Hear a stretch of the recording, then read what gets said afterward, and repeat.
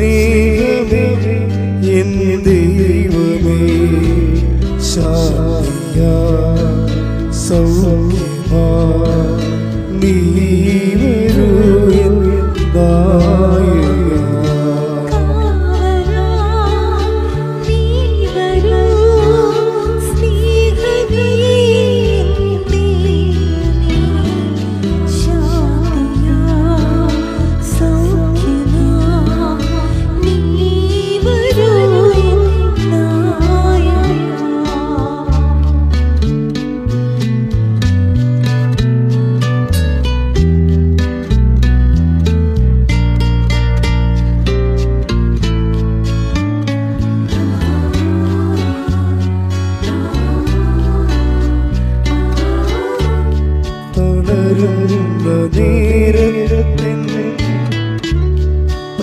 പരിശുദ്ധ പരമ ദിവ്യ കാരുണ്യത്തിന് നേരവും ആരാധനയും സ്തുതിയും പുകഴ്ചയും ഉണ്ടായിരിക്കട്ടെ. പരിശുദ്ധ പരമ ദിവ്യ കാരുണ്യത്തിന് നേരവും ആരാധനയും സ്തുതിയും പുകഴ്ചയും ഉണ്ടായിരിക്കട്ടെ. പരിശുദ്ധ പരമ ദിവ്യ കാരുണ്യത്തിന് നേരവും ആരാധനയും സ്തുതിയും പുകഴ്ചയും ഉണ്ടായിരിക്കട്ടെ. ദൈവമേ സ്നേഹമേ നീ വരൂ ജീവന കാവലാ നീ വരൂ സ്നേഹമേ എൻ ദൈവമേ ശാന്തിയാ സൗഖ്യമാ നീ വരൂ എൻ നായക കാവലാ നീ വരൂ സ്നേഹമേ ജീവനേ ശാന്തിയാ സൗഖ്യമാ നീ വരൂ എൻ നായക. അനുഗ്രഹവേളയിൽ ഞങ്ങൾക്ക് സാധിച്ചു തരുവാൻ കനിയണമേ. ആമേൻ. ഒരുമിച്ച് സ്തുതിക്കാം. ഹല്ലേലൂയ. യേശുവേ സ്തുതി, ആരാധന, മഹത്വം കർത്താവേ. സന്ദേശത്തിലൂടെ അവിടുത്തെ കൃപ ഞങ്ങൾക്ക് ചൊരിയണമേ. രോഗങ്ങൾക്ക് സൗഖ്യം നൽകണമേ. ജീവിത പ്രശ്നങ്ങൾക്ക് പരിഹാരം നൽകണമേ. ആഗ്രഹത്തോടെ ഈ ആലയത്തിലായിരിക്കുന്ന ഓരോ മക്കളുടെ മേലും കരുണയായിരിക്കണമേ. ഹൃദയത്തിന്റെ നൊമ്പരങ്ങളെയും ജീവിതത്തിന്റെ പ്രതിസന്ധികളെയും തരണം ചെയ്യുവാൻ അവിടുന്ന് സഹായിക്കണമേ. മക്കൾക്ക് തുടർ പഠനത്തിന്റെ വഴികൾ തുറന്നു കൊടുക്കണമേ. വിദേശത്തുള്ളവരെ അവിടുന്ന് നിരന്തരം സംരക്ഷിക്കണമേ. ഹല്ലേലൂയ. യേശുവേ സ്തുതി കർത്താവേ. ആരാധന ആരാധന ആരാധന കർത്താവേ. മഹത്വം സ്തുതി ആരാധന കർത്താവേ.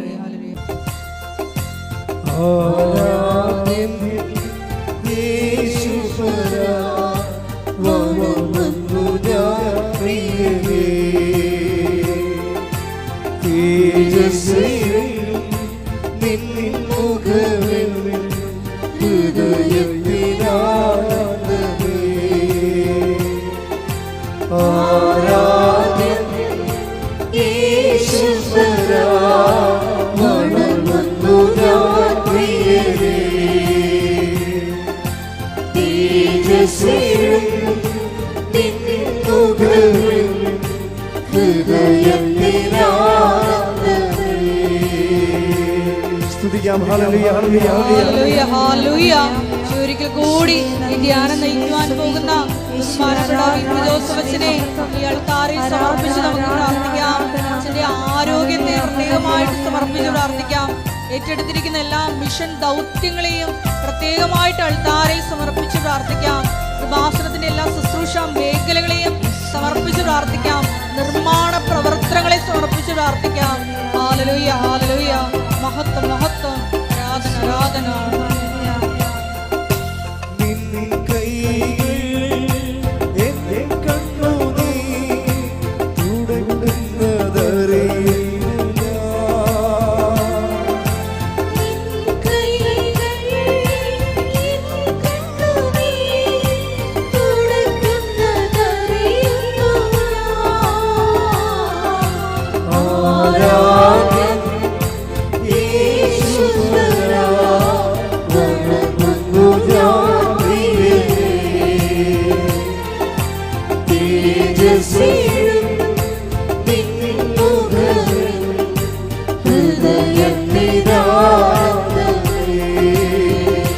പ്രാർത്ഥിക്കാം. Hallelujah, hallelujah.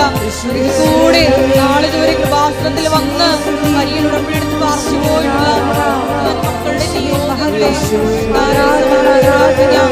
ഇതല്ലായ സമയങ്ങളിൽ സോഷ്യൽ മീഡിയ പ്ലാറ്റ്ഫോമുകളിലൂടെ ധ്യാനത്തിൽ പങ്കെടുത്ത് പ്രാർത്ഥിക്കുവാൻ പോകുന്ന മുഴുവൻ മക്കളുടെ നിയോഗങ്ങളെ സമർപ്പിച്ച് പ്രാർത്ഥിക്കാം. എല്ലാവരെയും പരിശുദ്ധ അമ്മയുടെ പ്രത്യക്ഷീകരണത്തിന്റെ സാക്ഷികളാക്കി ഉയർത്തണമേ.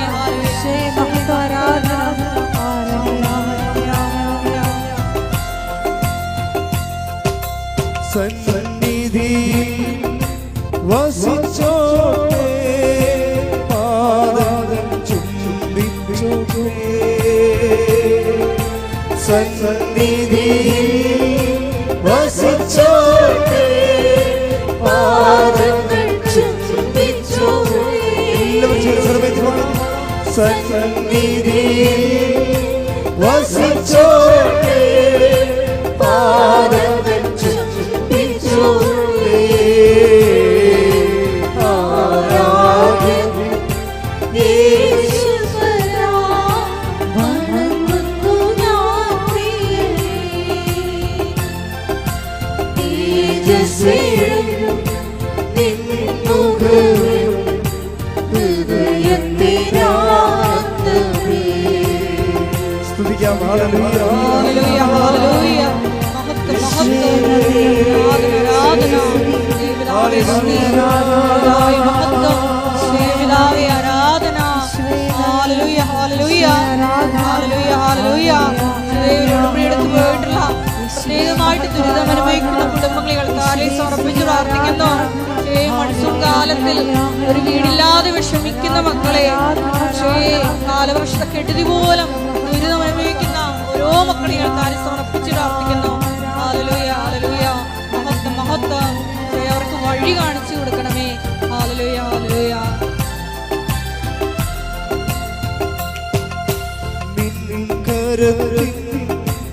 ആശ്ലേഷം പകരുന്നു ബലം എന്നിൽ. നിൻ കരത്തിൻ ആശ്ലേഷം പകരുന്നു ബലം എന്നിൽ. ആരാധ്യൻ യേശുവരാ, വണങ്ങുന്നു ഞാൻ പ്രിയനേ. തേജസ്സേഴും നിൻ മുഖവും ഹൃദയത്തിനാനന്ദമേ. ശക്തിയോട് ചേർന്ന് പാടാം. ആരാധ്യൻ യേശുവരാ, വണങ്ങുന്നു ഞാൻ പ്രിയനേ. തേജസ്സേഴും നിൻ മുഖവും ഹൃദയത്തിനാനന്ദമേ. സ്തുതിക്കട്ടെ. ഹല്ലേലൂയ, ഹല്ലേലൂയ, ഹല്ലേലൂയ, ഹല്ലേലൂയ. പ്രത്യേകമായിട്ട് ഞങ്ങളുടെ ആലയത്തെ താരയിൽ സമർപ്പിച്ച് പ്രാർത്ഥിക്കുന്നു. എല്ലാ പ്രവർത്തനങ്ങളെയും ഒരിക്കൽ കൂടി പുനഃസമർപ്പണം ചെയ്ത് പ്രാർത്ഥിക്കുന്നു. ഞങ്ങളുടെ ആലയത്തെ വീണ്ടും വീണ്ടും വിശുദ്ധീകരിക്കണമെന്ന് പ്രാർത്ഥിക്കുന്നു. പുതിയ പുതിയ ശുശ്രൂഷകൾ നൽകണമെന്ന് പ്രാർത്ഥിക്കുന്നു. ലോകത്തിന് കൊടുക്കുവാൻ ഞങ്ങളെ ഓരോരുത്തരെയും അഭിഷേകം നൽകി കൃപയാൽ നിറയ്ക്കണമെന്ന് പ്രാർത്ഥിക്കുന്നു. ഹല്ലേലൂയ, ഹല്ലേലൂയ. മഹത്വം, മഹത്വം. ആരാധന, ആരാധന. ഹല്ലേലൂയ, ഹല്ലേലൂയ, ഹല്ലേലൂയ. അറിയിപ്പുകൾ. കൃപാസനം ജൂബിലി തീർത്ഥാടന കേന്ദ്രമായിട്ട് അഭിനന്ദ പിതാവ് പ്രഖ്യാപിച്ചിരിക്കുന്നു. പുണ്യദിനവിമോചനത്തിനായി ജൂബിലി തീർത്ഥാടന കേന്ദ്രം സന്ദർശിച്ചുകൊണ്ട് കുമ്പസാരിച്ച് പ്രാർത്ഥിച്ച് ദിനവിമോചനം പ്രാപിക്കാവുന്നതാണ്. അതിന് തീർത്ഥാടന കേന്ദ്രമായിട്ട് പ്രഖ്യാപിച്ചിരിക്കുന്നത് നമ്മുടെ കൃപാസനത്തിന് അനക്സായിട്ട് ഇതിന് നേരെ പടിഞ്ഞാറ് വശത്ത് കാണുന്ന കൃപാസനം മിഷൻ സെൻറ്ററിലാണ്. കുമ്പസാരമെല്ലാം ക്രമീകരിച്ചിരിക്കുന്നത് അവിടെയാണ്. ഇപ്പോൾ ഇവിടെ കുമ്പസാരം നടക്കണില്ല. കുമ്പസാരം അവിടെ ക്രമീകരിച്ചിരിക്കുന്നത് കൊണ്ടാണ് ഇവിടെ കുമ്പസാരം വെക്കാത്തത്.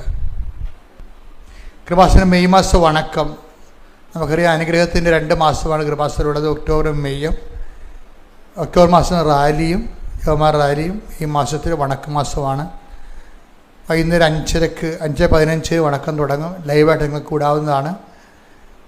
നിങ്ങളുടെ പേര് പറഞ്ഞ് പ്രാർത്ഥിക്കുന്നതിന് വേണ്ടിയുള്ള പ്രത്യേക പ്രൊവിഷനുണ്ട്. നിങ്ങളുടെ നിയോഗം എടുത്തുകൊണ്ട് നിങ്ങൾക്ക് വണക്കം ഏറ്റെടുത്ത് നടത്താവുന്നതാണ്. അതിന് ഓഫീസുമായിട്ട് ബന്ധപ്പെടാവുന്നതാണ്.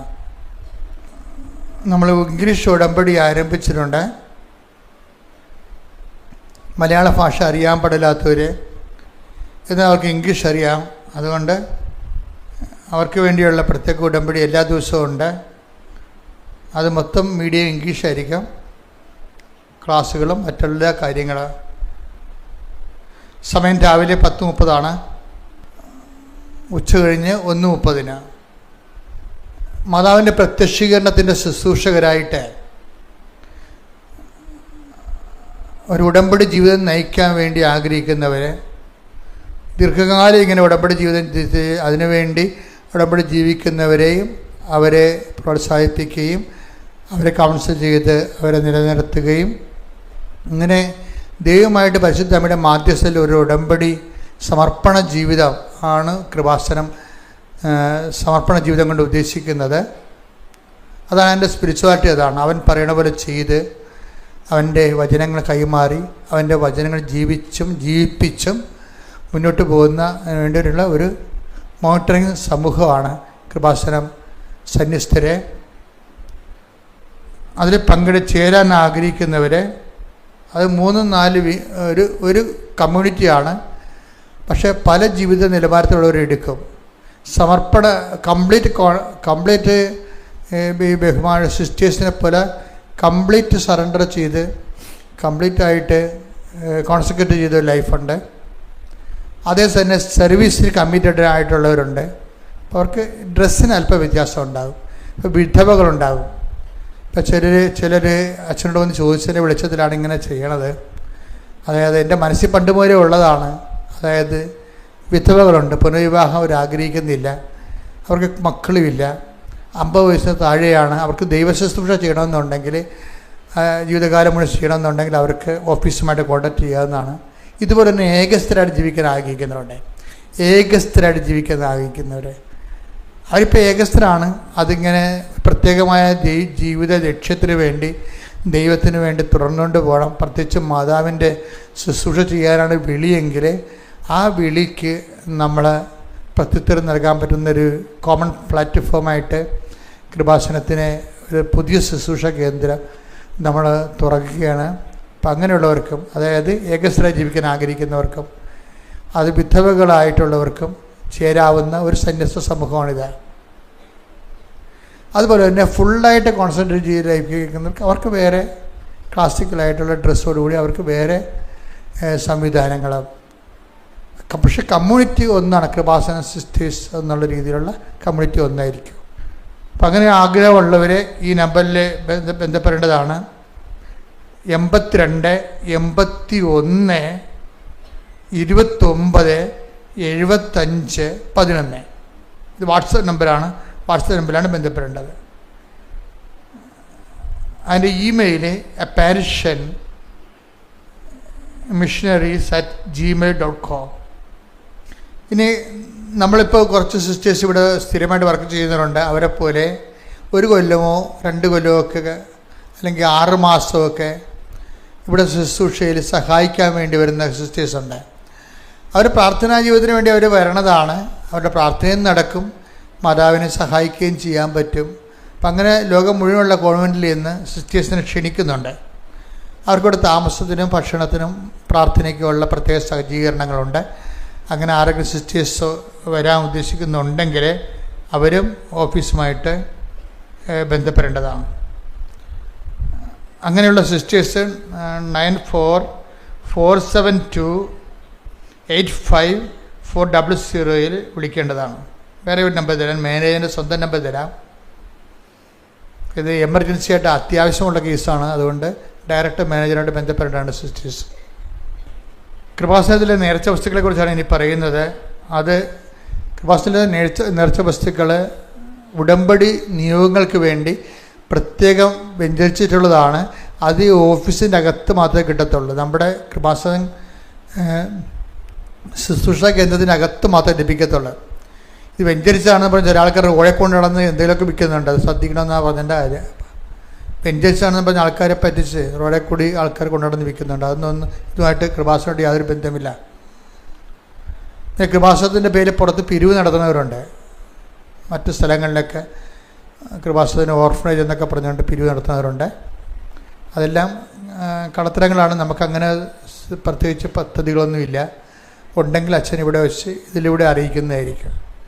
അച്ഛൻ നേരിട്ട് ഈ മേക്ക് ഉപയോഗിച്ച് പറയാത്ത ഒരു സംഭവത്തിൽ നിങ്ങൾ പോയി തലവെക്കരുത്. എല്ലാ ദിവസവും ഡെയിലി ബ്രെഡ് ഉണ്ട്. നിങ്ങൾക്കറിയാം, ഉടമ്പടി ജീവിക്കുന്നവർക്ക് ബൂസ്റ്റ് ചെയ്ത് ജീവിക്കാൻ വേണ്ടിയും അന്നന്ന് വേണ്ട ആഹാരത്തിന് പോലെ തന്നെ അവർക്ക് അന്നുള്ള കാര്യങ്ങൾ അവിടെ കൂടെ ഉള്ള അച്ഛൻ്റെ പ്രാർത്ഥനയാണ് ഡെയിലി ബ്രെഡിലുള്ളത്. അതുപോലെ ജീവവചസ്സുകൾ നമ്മൾ ഞായറാഴ്ച മാത്രം 8 മണിക്കുള്ള ശുശ്രൂഷയുണ്ട്. ഈ 2 ശുശ്രൂഷകളും പങ്കെടുത്ത് ഷെയർ ചെയ്യേണ്ടതാണ്. ബഹുമാനപ്പെട്ട സിസ്റ്റേഴ്സ്, ശുശ്രൂഷ ചെയ്യാൻ ആഗ്രഹിക്കുന്നവർ, ലീവിന് നാട്ടിലൊക്കെ വരുന്നവർ, ഒരു കൊല്ലം ലീവൊക്കെ എടുത്ത് ശുശ്രൂഷ ചെയ്ത് സമാധാനത്തെ ഇവിടെ ശുശ്രൂഷ ചെയ്യാൻ ആഗ്രഹിക്കുന്ന സിസ്റ്റേഴ്സ്, കന്യാസ്ത്രീകൾ ഈ നമ്പറിലാണ് വിളിക്കേണ്ടത് അവസരത്തിന് വേണ്ടി. 7907 62 24 97. കൃപാസനം പത്രം 23 ഭാഷകളിലുണ്ട്, ഇൻക്ലൂഡിങ് അറബിയിലും ചൈനീസ് ഭാഷയിലും ഉണ്ട്. ഏത് മേഖലയിൽ പോകുന്നു ആ മേഖല അനുസരിച്ചുള്ള പത്രങ്ങൾ, ആ ഭാഷ അനുസരിച്ചുള്ള പത്രങ്ങൾ വാങ്ങിച്ച് സുവിശേഷ വേല ചെയ്യുന്നതിനുള്ള അവസരം പ്രയോജനപ്പെടുത്തണമെന്ന് അഭ്യർത്ഥിക്കുന്നു. അഖണ്ഡ ജപമാല ഗ്രൂപ്പുകളാണ് നമ്മുടെ മധ്യസ്ഥ പ്രാർത്ഥനാ സോഴ്സുകളെന്ന് പറയണത്. അത് പല രാജ്യങ്ങളിലും ഉണ്ട്, നമ്മുടെ പല ജില്ലകളിലും ഉണ്ട്. 6 പേര് അല്ലെങ്കിൽ 12 പേര് ഒരുമിച്ച് 1000 മണിയുള്ള ജപമാല പ്രാർത്ഥനാ വരമുള്ളവർ അത് വാങ്ങിച്ച് ഒരുമിച്ച് പ്രാർത്ഥിക്കും. അവരുടെ ആവശ്യത്തിന് വേണ്ടി ഉടമ്പടി എടുത്തു വിട്ട വിഷയങ്ങൾ പെട്ടെന്ന് ദൈവതിരുസന്നിധിയിൽ അടയാളം കിട്ടാൻ വേണ്ടിയും കൃപാസനത്തിൻ്റെ മിഷൻ നിയോഗങ്ങൾക്ക് വേണ്ടി അവർ പ്രാർത്ഥിക്കും. അപ്പോൾ അതങ്ങനെയുള്ളവർക്ക്, ആഗ്രഹിക്കുന്നവർക്ക് ഓഫീസിൽ നിന്ന് അഖണ്ഡ ജപമാല ലഭിക്കുന്നതായിരിക്കും. ഓഫീസുമായി ബന്ധപ്പെടേണ്ടതാണ്. അച്ഛനെ കാണാൻ ആഗ്രഹിക്കുന്നവർ, അച്ഛനെ കാണാൻ അച്ഛനെ കാണണമെന്നുള്ള ഒറ്റ നിർബന്ധത്തെ വരുന്ന ആൾക്കാരുണ്ട്. ചില രോഗികളും അവർ ആര് വന്നാലും കുഴപ്പമില്ല, പക്ഷേ അതെല്ലാം വിളിച്ച് ചോദിക്കണം. ഇവിടെ അച്ഛനുണ്ടോ എന്ന് ചോദിക്കണം. ഞാൻ ചില ദിവസങ്ങളിൽ എമർജൻസി ആയിട്ട് ഇവിടെ ഉണ്ടാകത്തില്ല, അതുകൊണ്ടാണ് അങ്ങനെ പറയണത്. അപ്പോൾ അവർ വിളിച്ച് ചോദിക്കണം, അച്ഛനുണ്ടോ, ഞങ്ങൾക്ക് വരാൻ വേണ്ടിയാണ്. അപ്പോൾ വരുന്നവർ ശ്രദ്ധിക്കേണ്ട കാര്യം, അച്ഛനുണ്ടോ എന്ന് പറഞ്ഞപ്പോൾ ഓടി ഇങ്ങോട്ട് വരരുത്. അവർ വന്നിട്ട് ഉടമ്പടി എടുക്കാത്തവരാണെങ്കിൽ ഉടമ്പടി എടുത്ത്, പുതുക്കാത്തവരാണ് ഉടമ്പടി പുതുക്കി, അതുപോലെ തന്നെ ഉടമ്പടി അപ്ഡേറ്റ് ചെയ്യണം. ഉടമ്പടി എടുത്തിട്ട് വലിയ സാക്ഷ്യങ്ങൾ കിട്ടിയവരെ ആ സാക്ഷ്യങ്ങൾ എത്രയും വേഗം സാക്ഷ്യപ്പെടുത്താൻ മറന്നു പോകരുത്. അത് നിങ്ങൾക്ക് നഷ്ടമാണ്, ദൈവത്തിന് നഷ്ടമാണ്. ഉടമ്പടി ധ്യാനം ഷെയർ ചെയ്യേണ്ടതാണ്. അതുപോലെ തന്നെ ഡെയിലി ബ്രെഡും അതുപോലെ തന്നെ അതിൻ്റെ കൂടെയുള്ള ലിവിങ് ഓറക്കിൾസ്. പരിശുദ്ധ പരമദിവ്യകാരുണ്യത്തിന് എന്നേരവും ആരാധനയും സ്തുതിയും പുകഴ്ചയും ഉണ്ടായിരിക്കട്ടെ. പരിശുദ്ധ പരമദിവ്യകാരുണ്യത്തിന് എന്നേരവും ആരാധനയും സ്തുതിയും പുകഴ്ചയും ഉണ്ടായിരിക്കട്ടെ. പരിശുദ്ധ പരമദിവ്യകാരുണ്യത്തിന് എന്നേരവും ആരാധനയും സ്തുതിയും പുകഴ്ചയും ഉണ്ടായിരിക്കട്ടെ. ആരെനിക്ക് മോചനം നൽകും? ഈ ഇരുട്ടിൽ നിന്ന്, പാപത്തിൻ്റെ ഈ ഇരുട്ടിൽ നിന്ന് ആര് മോചനം നൽകും എന്ന് മനുഷ്യരാശി ഉണ്ടായ കാലം മുതലുള്ള ഒരു ഭാരപ്പെടുത്തലാണ്. ഈ ഭാരത്തിന് ആര് രക്ഷിക്കും?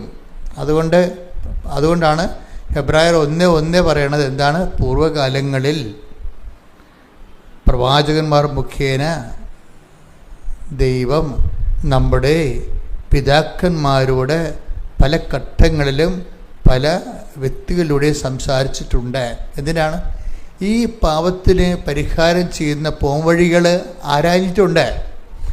എന്നാൽ പിന്നെന്താ പറഞ്ഞ വായിച്ച്? എന്നാൽ ഈ അവസാന നാളുകളിൽ തന്റെ പുത്രൻ വഴി അവിടുന്ന് നമ്മോട് സംസാരിച്ചിരിക്കുന്നു. എപ്പോഴും നമ്മൾ ക്രിസ്തുവിലേക്ക് വരുമ്പോൾ ഈ ഫുള്ളായിട്ടുള്ള റിസൾട്ട് കിട്ടണമെങ്കിലേ, ഇപ്പം ചില ബാറ്ററി ഇല്ലേ, അത് ചില ടോർച്ചൊക്കെ പണ്ടുണ്ടായിരുന്നു, ഇപ്പം ഒന്നുമില്ല. എവറേഡിയുടെ ഒരു ടോർച്ചൊക്കെ ഇല്ലായിരുന്നു പണ്ട്. അപ്പോൾ അവർ എവറിഡിയുടെ ടോർച്ച് ഇതിൻ്റെ പരസ്യം എന്താണ്? For best result use Eveready battery. അവിടെ ഞാൻ ഇപ്പോൾ ഓർക്കുന്നുണ്ട്, ഞാൻ കുഞ്ഞുനാളിൽ കേട്ട പരസ്യമാണ്. അത് ഈ ടോർച്ചിന് റിസൾട്ട് വരണമെന്നുണ്ടെങ്കിൽ നിങ്ങൾ തോഷിബ എന്നൊക്കെ തോഷിബയൊക്കെയാണ് ഉണ്ടായിരുന്നത്. തോഷിബ ബാറ്ററി ഉപയോഗിച്ചാൽ പറ്റത്തില്ല, ഇതിന് എവറിയുടെ ബാറ്ററി തന്നെ ഉപയോഗിക്കണമെന്ന് പറഞ്ഞിരിക്കണം. ഈ ക്രിസ്തുവിൻ്റെ ബെസ്റ്റ് റിസൾട്ട് നിങ്ങളീ പറഞ്ഞ IELTS വസ്തു വിൽപ്പനയൊന്നുമല്ല, അതൊക്കെ ക്രിസ്തു ഇല്ലെങ്കിൽ നമുക്ക് കിട്ടുന്നതാണ്. അതിൻ്റെ കൂടെ നൽകുന്ന, എപ്പോഴും ഞാൻ പറയും, അതിൻ്റെ കൂടെ നൽകുന്ന ഉൽപ്പന്നങ്ങളാണ്. ക്രിസ്തുവിൻ്റെ ബെസ്റ്റ് റിസൾട്ട് കിട്ടണമെങ്കിൽ എന്ത് കിട്ടണമെന്നറിയാമോ? പാപത്തിന് പരിഹാരമായിട്ട് അവൻ ചെയ്തു എന്ന് നമ്മൾ വിശ്വസിക്കണം. എനിക്ക് കിട്ടേണ്ട ശിക്ഷ അവൻ വാങ്ങിച്ചു, എനിക്ക് പകരക്കാരനായി അവനത് റീഫണ്ട് ചെയ്തിരിക്കുന്നു. എനിക്ക് വേണ്ടി പരപിതാവിൻ്റെ തിരുസന്നിധിയിൽ അവൻ പരിഹാരം ചെയ്തു. അപ്പം ഞാൻ സ്വതന്ത്രനായി. അതാണ് ക്രിസ്തു പുത്രൻ നിങ്ങളെ സ്വതന്ത്രരാക്കിയാൽ നിങ്ങൾ യഥാർത്ഥ take the bread of God. സ്തുതിക്കട്ടെ, ഹല്ലേലൂയ. യോഹന്നാൻ 8:36. യോഹന്നാൻ 8:36. അതുകൊണ്ട് പുത്രൻ നിങ്ങളെ സ്വതന്ത്രരാക്കിയാൽ നിങ്ങൾ യഥാർത്ഥത്തിൽ സ്വതന്ത്രരാകും. അപ്പൊ ഒന്നിനു പറഞ്ഞേ, പുത്രൻ നിങ്ങളെ സ്വതന്ത്രരാക്കിയാൽ നിങ്ങൾ യഥാർത്ഥത്തിൽ സ്വതന്ത്രരാകും. ഈ സ്വാതന്ത്ര്യത്തെ തന്നെ ഈ ബൈബിളിൻ്റെ ഒരു പ്രശ്നം എന്ന് പറയണത്, ബൈബിള് സത്യവേദ പുസ്തകമാണ്. അത് സത്യമേ ഈ സംഭവം പറയത്തുള്ളൂ. സ്വാതന്ത്ര്യം എന്ന് പറഞ്ഞാൽ പറയുന്ന ആൾക്കാർ ബൈബിൾ പറയും ഡ്യൂപ്ലിക്കേറ്റ് ഉണ്ടാകും കേട്ടാന്ന് പറയും. സ്വാതന്ത്ര്യത്തിനും ഇപ്പം മൗണ്ട് ബാറ്റൻ പ്രഭു 1947 ആഗസ്റ്റ് 15 രാത്രി നമുക്ക് എഴുതി തന്നിട്ടുള്ള ഒരു സ്വാതന്ത്ര്യമുണ്ട്. അതെന്താണ്? രാഷ്ട്രീയ സ്വാതന്ത്ര്യം നമ്മൾ പറയും, പക്ഷേ ബൈബിൾ പറയും അത് ഡ്യൂപ്ലിക്കേറ്റാണ്. എന്താ കാര്യം? ആ സ്വാതന്ത്ര്യം സംരക്ഷിക്കാൻ വേണ്ടി നമുക്ക് എത്രയാണ് 8 ലക്ഷം പട്ടാളക്കാരെ വെച്ചിരിക്കുകയാണ്. അതുങ്ങൾ അതിർത്തിയിൽ റാഫേലും അതുപോലെ തന്നെ എന്തെല്ലാം യുദ്ധവിമാനങ്ങളും 6 വിമാനവാഹിനി കപ്പൽ കടലിൽ നമ്മുടെ 120 യുദ്ധവിമാനങ്ങളെയും പേറിക്കൊണ്ട് കടലിൽ കിടക്കുകയാണ്. എന്തിനാണ്? ഈ മൗണ്ട് ബാറ്റൻ എഴുതി തന്നിരിക്കുന്ന സ്വാതന്ത്ര്യം സംരക്ഷിക്കാൻ. അതാണ് വിഷയം. ഇപ്പോൾ ബൈബിൾ പറയും അതൊക്കെ ഡ്യൂപ്ലിക്കേറ്റ് സ്വാതന്ത്ര്യങ്ങളാണ്. മനസ്സിലായ? അപ്പോൾ അത് കണ്ണ് വെട്ടിക്കഴിഞ്ഞാൽ അവർ വന്ന് നമ്മുടെ ജീവനും ഞൊട്ടിക്കൊണ്ട് പോകും. അപ്പോൾ അതിനൊക്കെ ഇതുപോലുള്ള ഭയങ്കര വിജിലൻസ് വേണ്ടി വരും എന്ന് പറയും. അതുകൊണ്ടാണ് ബൈബിൾ പറയുന്നത് യഥാർത്ഥ സ്വാതന്ത്ര്യമുണ്ട്, പിന്നെ യഥാർത്ഥമല്ലാത്ത ടെമ്പററായിട്ടുള്ള സ്വാതന്ത്ര്യങ്ങളുമുണ്ട്. ടെമ്പററായിട്ടുള്ള ഭൗതിക സ്വാതന്ത്ര്യങ്ങൾക്ക് ഒരു സ്വാതന്ത്ര്യം കിട്ടുമ്പോൾ അതിൻ്റെ ഒരു 10 അടിമത്തം വേറെ കൊണ്ടുവരും. അതിൻ്റെ കൂടെ ഒരു സ്വാതന്ത്ര്യം നമ്മൾ നേടണമെങ്കിൽ അതിൻ്റെ കൂടെ തന്നെ 10 അടിമത്തം, അതിൻ്റെതായിട്ടുള്ള ഈ കട്ടും മട്ടും എന്ന് പറഞ്ഞ പോലെ കുറേ സംഭവം നമ്മൾ അനുഭവിക്കേണ്ടി വരും. ഞാനൊക്കെ പഠിക്കണ കാലത്ത് ഇപ്പം ഇങ്ങനെ ഈ മേശ ഡെസ്കായിട്ട് നോക്കി കഴിഞ്ഞാൽ ഉണ്ടല്ലോ, പേന ഉപയോഗിക്കാൻ തുടങ്ങിയത് 5ാം ക്ലാസ്സിൽ വെച്ച 5 ക്ലാസ്സിൽ പേന ഉപയോഗിക്കാൻ തുടങ്ങിയത്. അപ്പോൾ പേന ഉപയോഗിക്കാൻ തുടങ്ങുമ്പോൾ അന്ന് ഡെസ്ക് നോക്കിയാൽ മനസ്സിലാകും നിറച്ച് മഷിയായിരിക്കും. എന്താ കാര്യം? ഈ പില്ലറിൻ്റെ പേന കൊണ്ട് നിറപ്പിച്ചിട്ട് ഇത് കണക്ക് എഴുതിക്കൊണ്ടിരിക്കുന്ന സമയത്ത് തെളിയ സംഭവം. പിന്നെ എന്ത് ചെയ്യും? ഉടനെ കുടയാണ് എവിടെ കൊടുന്നത്? താഴെയും കുടയും ഡെസ്കേലും കുടയും. ഇപ്പം ഡെസ്കെല്ലാം വൃത്തിയാണ്. എന്താ കാര്യം? ആ നിബ് പേനയുടെ കാലം കഴിഞ്ഞു. അന്ന് അതേ ഉണ്ടായിരുന്നുള്ളൂ, അത് നമ്മൾ യൂസ് ചെയ്തു. പിന്നീടാണ് ബാൾ പെൻ വന്നത്. ഇപ്പം പുടച്ചൊന്നുമില്ല. അപ്പോൾ ഇങ്ങനെ ഓരോരോ കാലത്ത് ഓരോരോ സംഭവങ്ങൾ വരും. അപ്പം സ്യൂട്ടബിൾ ആയതുകൊണ്ട് നമ്മൾ അപ്പം ഉപയോഗിക്കുന്നു. മനുഷ്യരാശി വീണ്ടും നന്മയ്ക്ക് പുതിയതിന് വേണ്ടിയും കുറച്ചുകൂടി ഫലപ്രദമായതിനു വേണ്ടി മുന്നോട്ട് പോയിക്കൊണ്ടിരിക്കുന്നു. ഇങ്ങനെ ഒരു കൊണ്ടുപോക്കിലെ സ്വാഭാവികമായിട്ട് വെച്ച് മാറൽ ഇങ്ങനെ കാലത്തിലൂടെ ഇങ്ങനെ വെച്ച് മാറൽ നടന്നുകൊണ്ടിരിക്കും. വെച്ച് മാറാൻ പറ്റാത്ത ഒരു സംഭവം എന്താണ്? ക്രിസ്തു മാത്രമാണ്. കൈയടിച്ച് ശ്രുതിക്കട്ടെ. ഹല്ലേലൂയ. ഹല്ലേലൂയ, ഹല്ലേലൂയ, ഹല്ലേലൂയ. യേശുവേ, ഞങ്ങൾക്ക് രക്ഷ നൽകപ്പെട്ട ഒരേ ഒരു നാമമാണ് അവിടുത്തേതെന്ന് ഞങ്ങൾ ഏറ്റുപറയുന്നു. ഹല്ലേലൂയ, ഹല്ലേലൂയ. പരിശുദ്ധ പരമ ദിവ്യകാരുണ്യത്തിന് എന്നേരവും ആരാധനയും സ്തുതിയും പുകഴ്ചയും ഉണ്ടായിരിക്കട്ടെ. ഞാൻ മനസ്സിലാക്കിയിരിക്കുന്നത് ഒരു മനുഷ്യൻ്റെ ഏറ്റവും വലിയ ദുരന്തം ഈ ഭൂമിയിലെന്ന് പറയുന്നത്, ഏറ്റവും വലിയ ദുരന്തങ്ങളുടെ ഒരു തട്ടകമാണല്ലോ ഈ ഭൂമി എന്ന് പറയുന്നത്. ഇപ്പോൾ ഒരു കപ്പലും പറഞ്ഞ് കിടക്കണില്ലേ, അതിൻ്റെ 10 കണ്ടെയ്നർ കടലിൽ ഒഴുകി നടക്കുകയാണ്.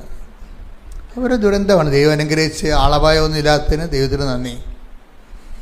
മഴ തുടങ്ങിയിട്ടുണ്ട്, ദുരന്തക്കാഴ്ച കണ്ടുകൊണ്ടിരിക്കുന്നു നമ്മൾ.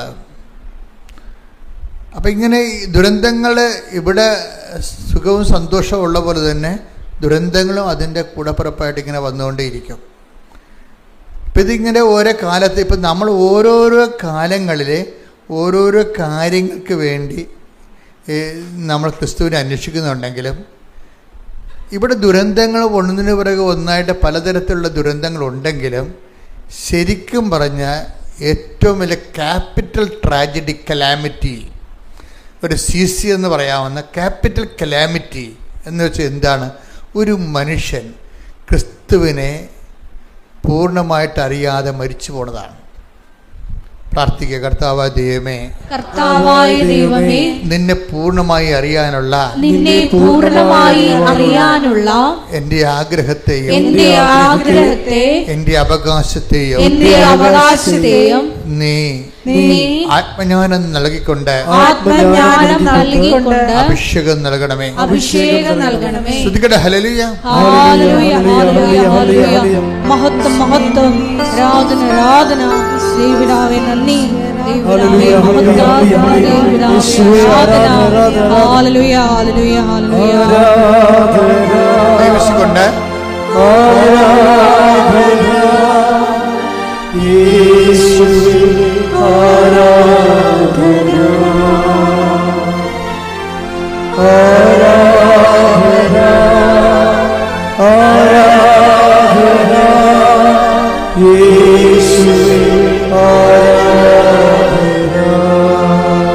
പരിശുദ്ധ പരമ ദിവ്യകാരുണ്യത്തിന് ആരാധനയും സ്തുതിയും പുകഴ്ചയും ഉണ്ടായിരിക്കട്ടെ. പരിശുദ്ധാത്മ പറയണത് വെച്ചാൽ നിങ്ങളെ ക്രിസ്തുവിൽ നിന്ന് ദൈവം ഉദ്ദേശിക്കുന്നത് നിങ്ങൾ ഉദ്ദേശിക്കണമെന്നാണ് പറയണത്. മനസ്സിലായ? ക്രിസ്തുവിൽ നിന്ന് ക്രിസ്തുവിനെ കൊണ്ട് ദൈവം ഉദ്ദേശിക്കുന്നത് നിങ്ങൾ ഉദ്ദേശിക്കണമെന്നാണ്. എന്താ കാര്യം? ഒരു മനുഷ്യൻ്റെ ആത്മരക്ഷയും അതിൻ്റെ വളർച്ചയും. ഇതിനു വേണ്ടിയാണ് നിങ്ങൾ ക്രിസ്തുവിനെ ആസ്പദം വെക്കണമെങ്കിൽ നമ്മൾ ഇന്ന് പറയുന്ന പല കാര്യങ്ങളും എന്താണ്? നമ്മൾ വിചാരിക്കുന്നതിന് മുമ്പ് തന്നെ ഈ വിഷയത്തിൽ നമ്മൾ തീരുമാനം ഉണ്ടാകും. ഞാൻ എപ്പോഴും അമ്മയുടെ കൂടെ നടക്കുന്ന ഒരാളാണ്. ചിന്തിച്ചും ആലോചിച്ചും പറഞ്ഞും അമ്മയോട് സംസാരിച്ചും ഒക്കെ ഞാൻ എപ്പോഴും അമ്മയോട് ചോദിച്ചിരിക്കുന്ന കാര്യങ്ങളെല്ലാം ഈ എൻ്റെ മനസ്സിൽ എപ്പോഴും പരിശുദ്ധ തോന്നിയിരിക്കുന്നത് ഈ ക്രിസ്തു രഹസ്യങ്ങളുടെ ഒരു കുറേ താക്കോൽ അമ്മയുടെ കയ്യിലുണ്ടെന്നുള്ളതാണ്. ക്രിസ്തു രഹസ്യങ്ങളുടെ മറിയത്തെ ഏറ്റവും നല്ല രൂപമെന്ന് പറയുന്നത് ഒരു കൂട്ടം താക്കോൽ പിടിച്ച് നിൽക്കുന്ന ഒരു ലേഡിയുടെ രൂപമാണ്. എന്താ കാര്യം? ക്രിസ്തുവിൻ്റെ രഹസ്യങ്ങളെ വെളിപ്പെടുത്താൻ പറ്റിയ ദൈവം കൊടുത്ത കുറേ താക്കോലുകളുണ്ട് മറിയത്തിൻ്റെ കയ്യിൽ. മറിയമാണ് ഇതിനൊക്കെ എല്ലാം ബെസ്റ്റ്. ഇപ്പം ഞാൻ നിങ്ങളോട് പറഞ്ഞ വചനം ഞാൻ നേരത്തെ പറഞ്ഞില്ലേ, വേണ്ട സമയത്ത് അതെനിക്കിപ്പം കിട്ടിയതായിരുന്നു. ഞാൻ ഇങ്ങോട്ട് പോരാൻ നേരത്ത് കിട്ടിയാണ്. വേണ്ട സമയത്ത് ഹെബ്രായർ 4:16 എന്നൊരു വായിച്ച്. ഹെബ്രായർ 4:16. അതിനാൽ വേണ്ട സമയത്ത് കരുണയും കൃപാവരവും ലഭിക്കുന്നതിനായി നമുക്ക് പ്രത്യാശയോടെ കൃപാവരത്തിന്റെ സിംഹാസനത്തെ സമീപിക്കാം. അപ്പൊ വേണ്ട സമയത്ത് ഉതകാൻ വേണ്ടി ഇപ്പം കാര്യങ്ങളൊക്കെ ശരിയാണ്, പക്ഷെ വേണ്ട സമയത്ത് ഉതകത്തില്ലെന്ന് പറയത്തില്ലേ? ചില ആൾക്കാരെ കുറിച്ചുള്ള കമൻ്റ് അതാണ്. ആൾ കൊള്ളാം, ആൾ കഴിവുള്ളവനാണ്, പക്ഷെ വേണ്ട സമയത്ത് ഉതകത്തില്ല. അതാ മനുഷ്യരാശിൻ്റെ നമുക്ക് എല്ലാവരുമൊക്കെ ഉണ്ടാകും, നമുക്കും ആസ്തിബദ്ധതയൊക്കെ ഉണ്ടാകും. പക്ഷെ വേണ്ട സമയത്ത് നമുക്ക് ഉതകത്തില്ല. ഇത് ഒരു ജീവിതത്തിൻ്റെ ഒരു പ്രശ്നമാണ്. വേണ്ട സമയത്ത് എല്ലാവരും ഉണ്ട്, പക്ഷെ വേണ്ട സമയത്ത് ഉതകത്തില്ല. അതുകൊണ്ടാണ് മനുഷ്യൻ പറയണത് അകലത്തെ ബന്ധുവിനേക്കാൾ നല്ലതാണ് അയലത്തെ ശത്രു. അത് വേണ്ട സമയത്ത് ഉതകണം അവനായിരിക്കും, ബന്ധുവൊക്കെ ആയിരിക്കും, പക്ഷേ വേണ്ട സമയത്ത് വേണ്ട സമയത്ത് എന്ന് പറയണത് ആണ് ഉതകണമെങ്കിൽ വേണ്ട സമയത്ത് തന്നെ ഉതകണം. അത് കഴിഞ്ഞിട്ട് ഉതകിയിട്ട് കാര്യമില്ല.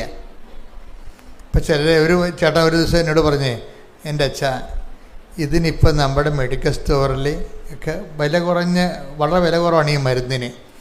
പക്ഷേ എൻ്റെ അമ്മയ്ക്ക് ഈ രോഗം വന്നപ്പോഴേ ഈ മരുന്ന് ജർമ്മനിയിലേ ഉണ്ടായിരുന്നുള്ളൂ. അത് ഞങ്ങൾ വരുത്തിച്ചിട്ട് ബോംബെയിൽ എത്തിയായിരുന്നു.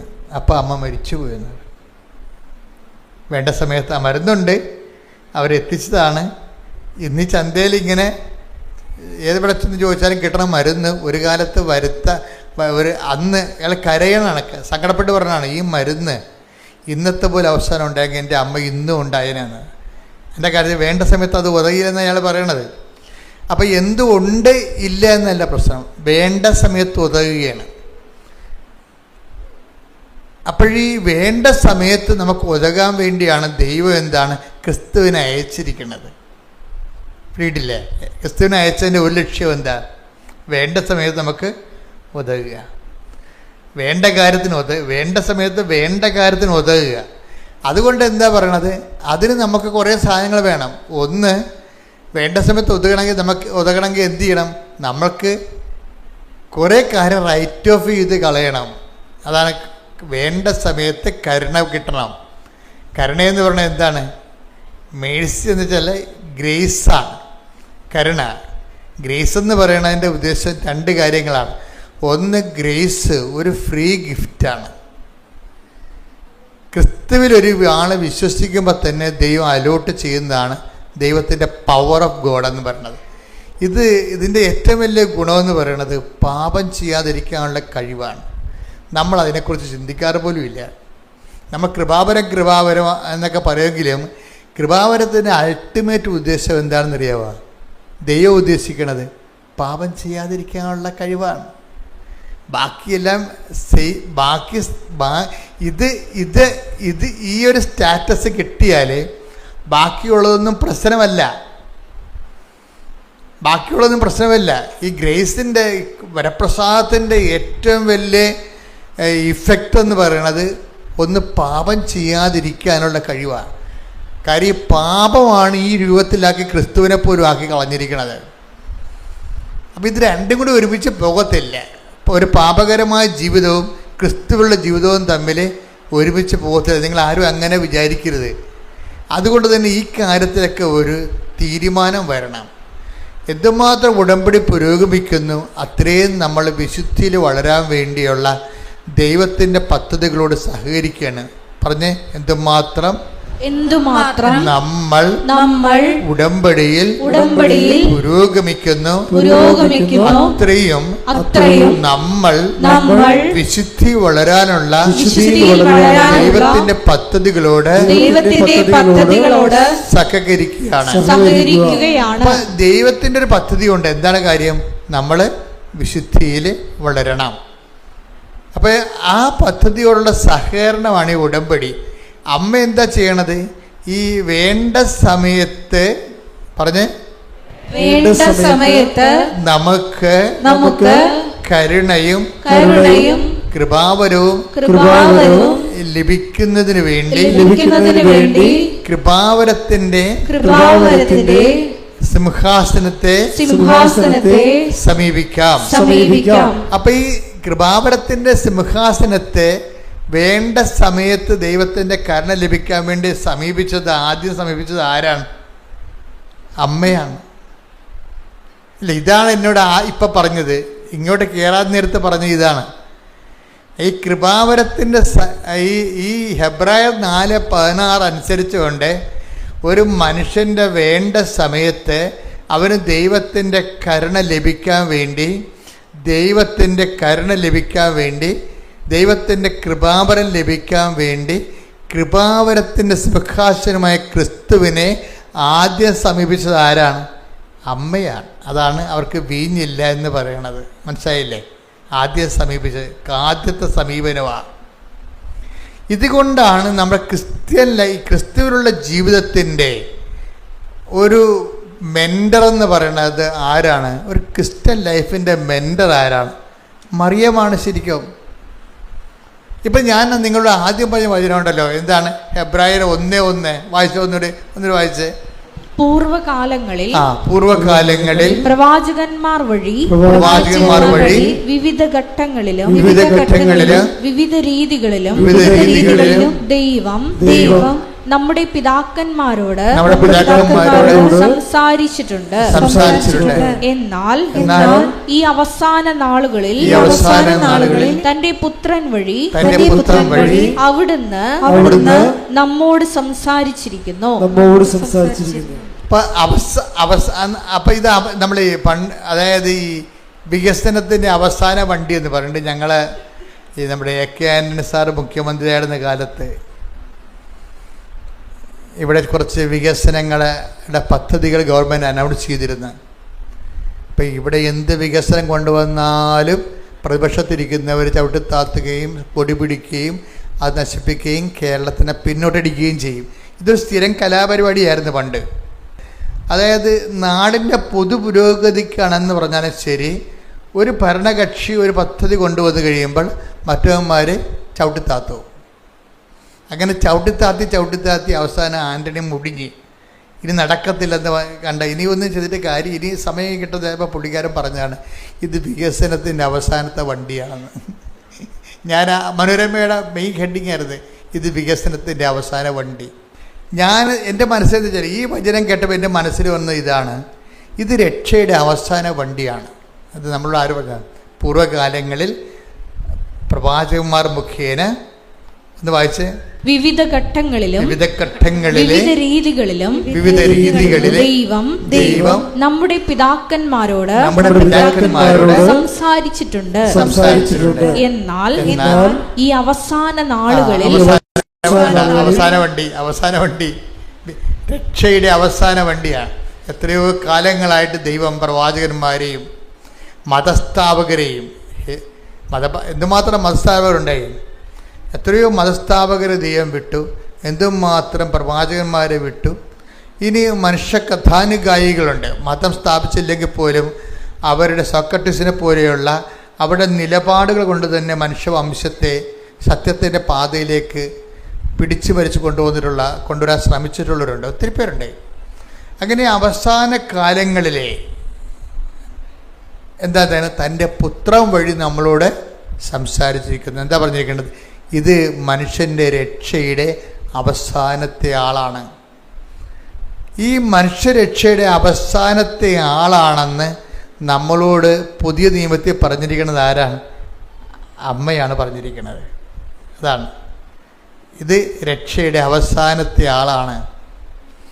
ഇത് ലോകത്തിന് പരിചയപ്പെടുത്തി കൊടുത്തത് മറിയമാണ്. ഇതുകൊണ്ടാണ് ഏറ്റവും ബെസ്റ്റ് ക്രിസ്ത്യൻ മെൻറ്റർ, അതായത് ഒരു ക്രിസ്ത്യൻ ഒരു വിശ്വാസ ജീവിതത്തിന് നമ്മളെ സഹായിക്കുന്ന ഫസ്റ്റ് മെൻറ്റർ എന്ന് പറയുന്നത് മറിയമാണ്.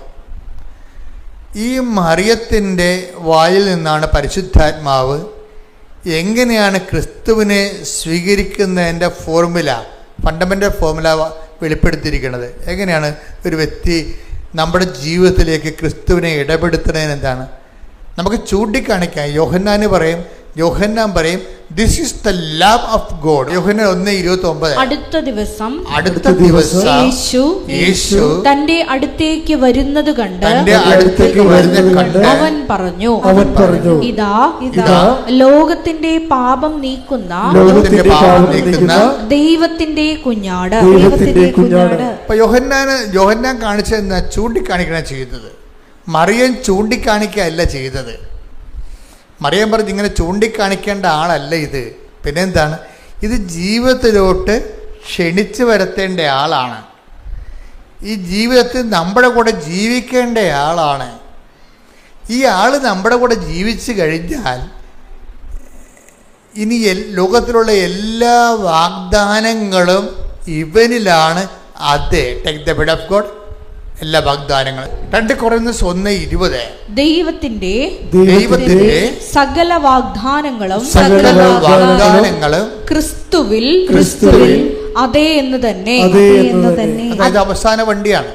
അവസാന വണ്ടി എന്ന് പറയുമ്പോൾ കാലിക്കടിച്ച് വന്നിരിക്കണതല്ല, എല്ലാത്തിനും സമാധാനം പറഞ്ഞിരിക്കുന്ന, എല്ലാത്തിൻ്റെയും ആൻസറായിട്ടാണ് എൻ്റെ ഉള്ളത്. മനുഷ്യരാശി ഉഴലുന്ന ആധ്യാത്മികവും ഭൗതികവുമായിട്ടുള്ള എല്ലാത്തിൻ്റെയും ആൻസറാണ്.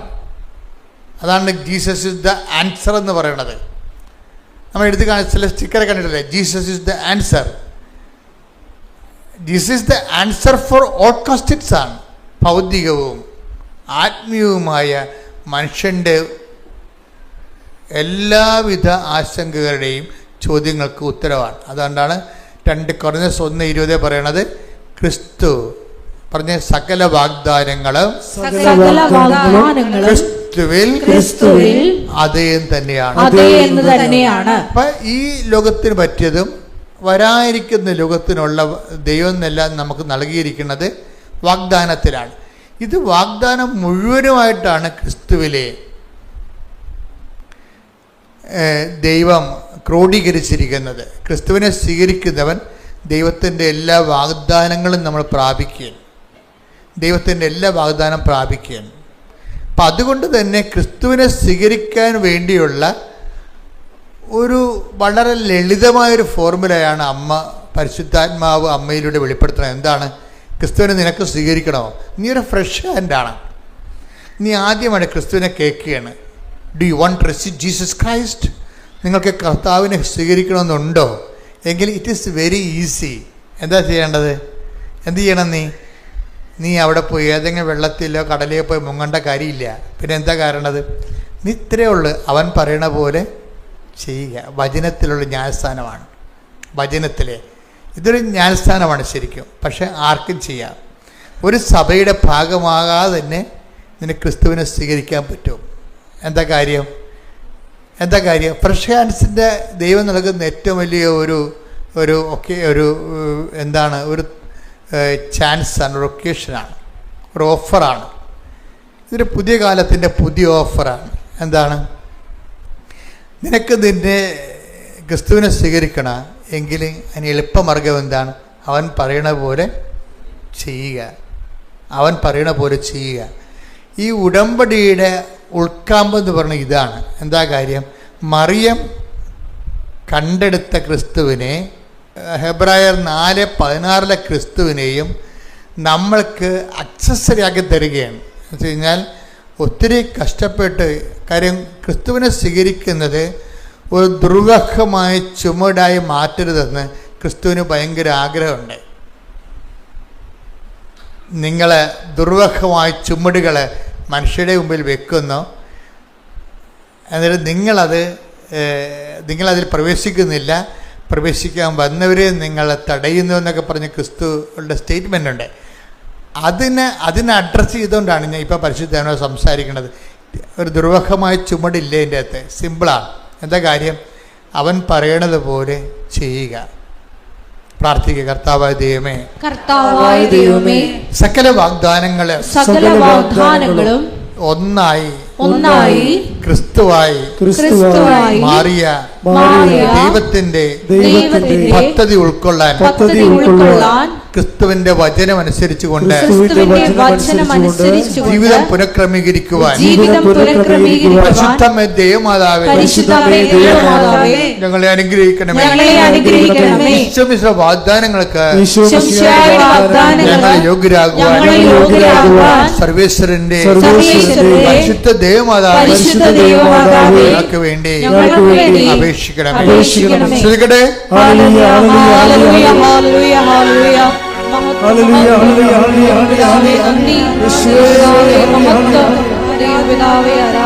പരിശുദ്ധ പരമദിവ്യകാരുണ്യത്തിന് ആരാധനയും സ്തുതിയും പുകഴ്ചയും ഉണ്ടായിരിക്കട്ടെ. പരിശുദ്ധ പരമദിവ്യകാരുണ്യത്തിന് ആരാധനയും സ്തുതിയും പുകഴ്ചയും ഉണ്ടായിരിക്കട്ടെ. പരിശുദ്ധ പരമദിവ്യകാരുണ്യത്തിന് ആരാധനയും സ്തുതിയും പുകഴ്ചയും ഉണ്ടായിരിക്കട്ടെ.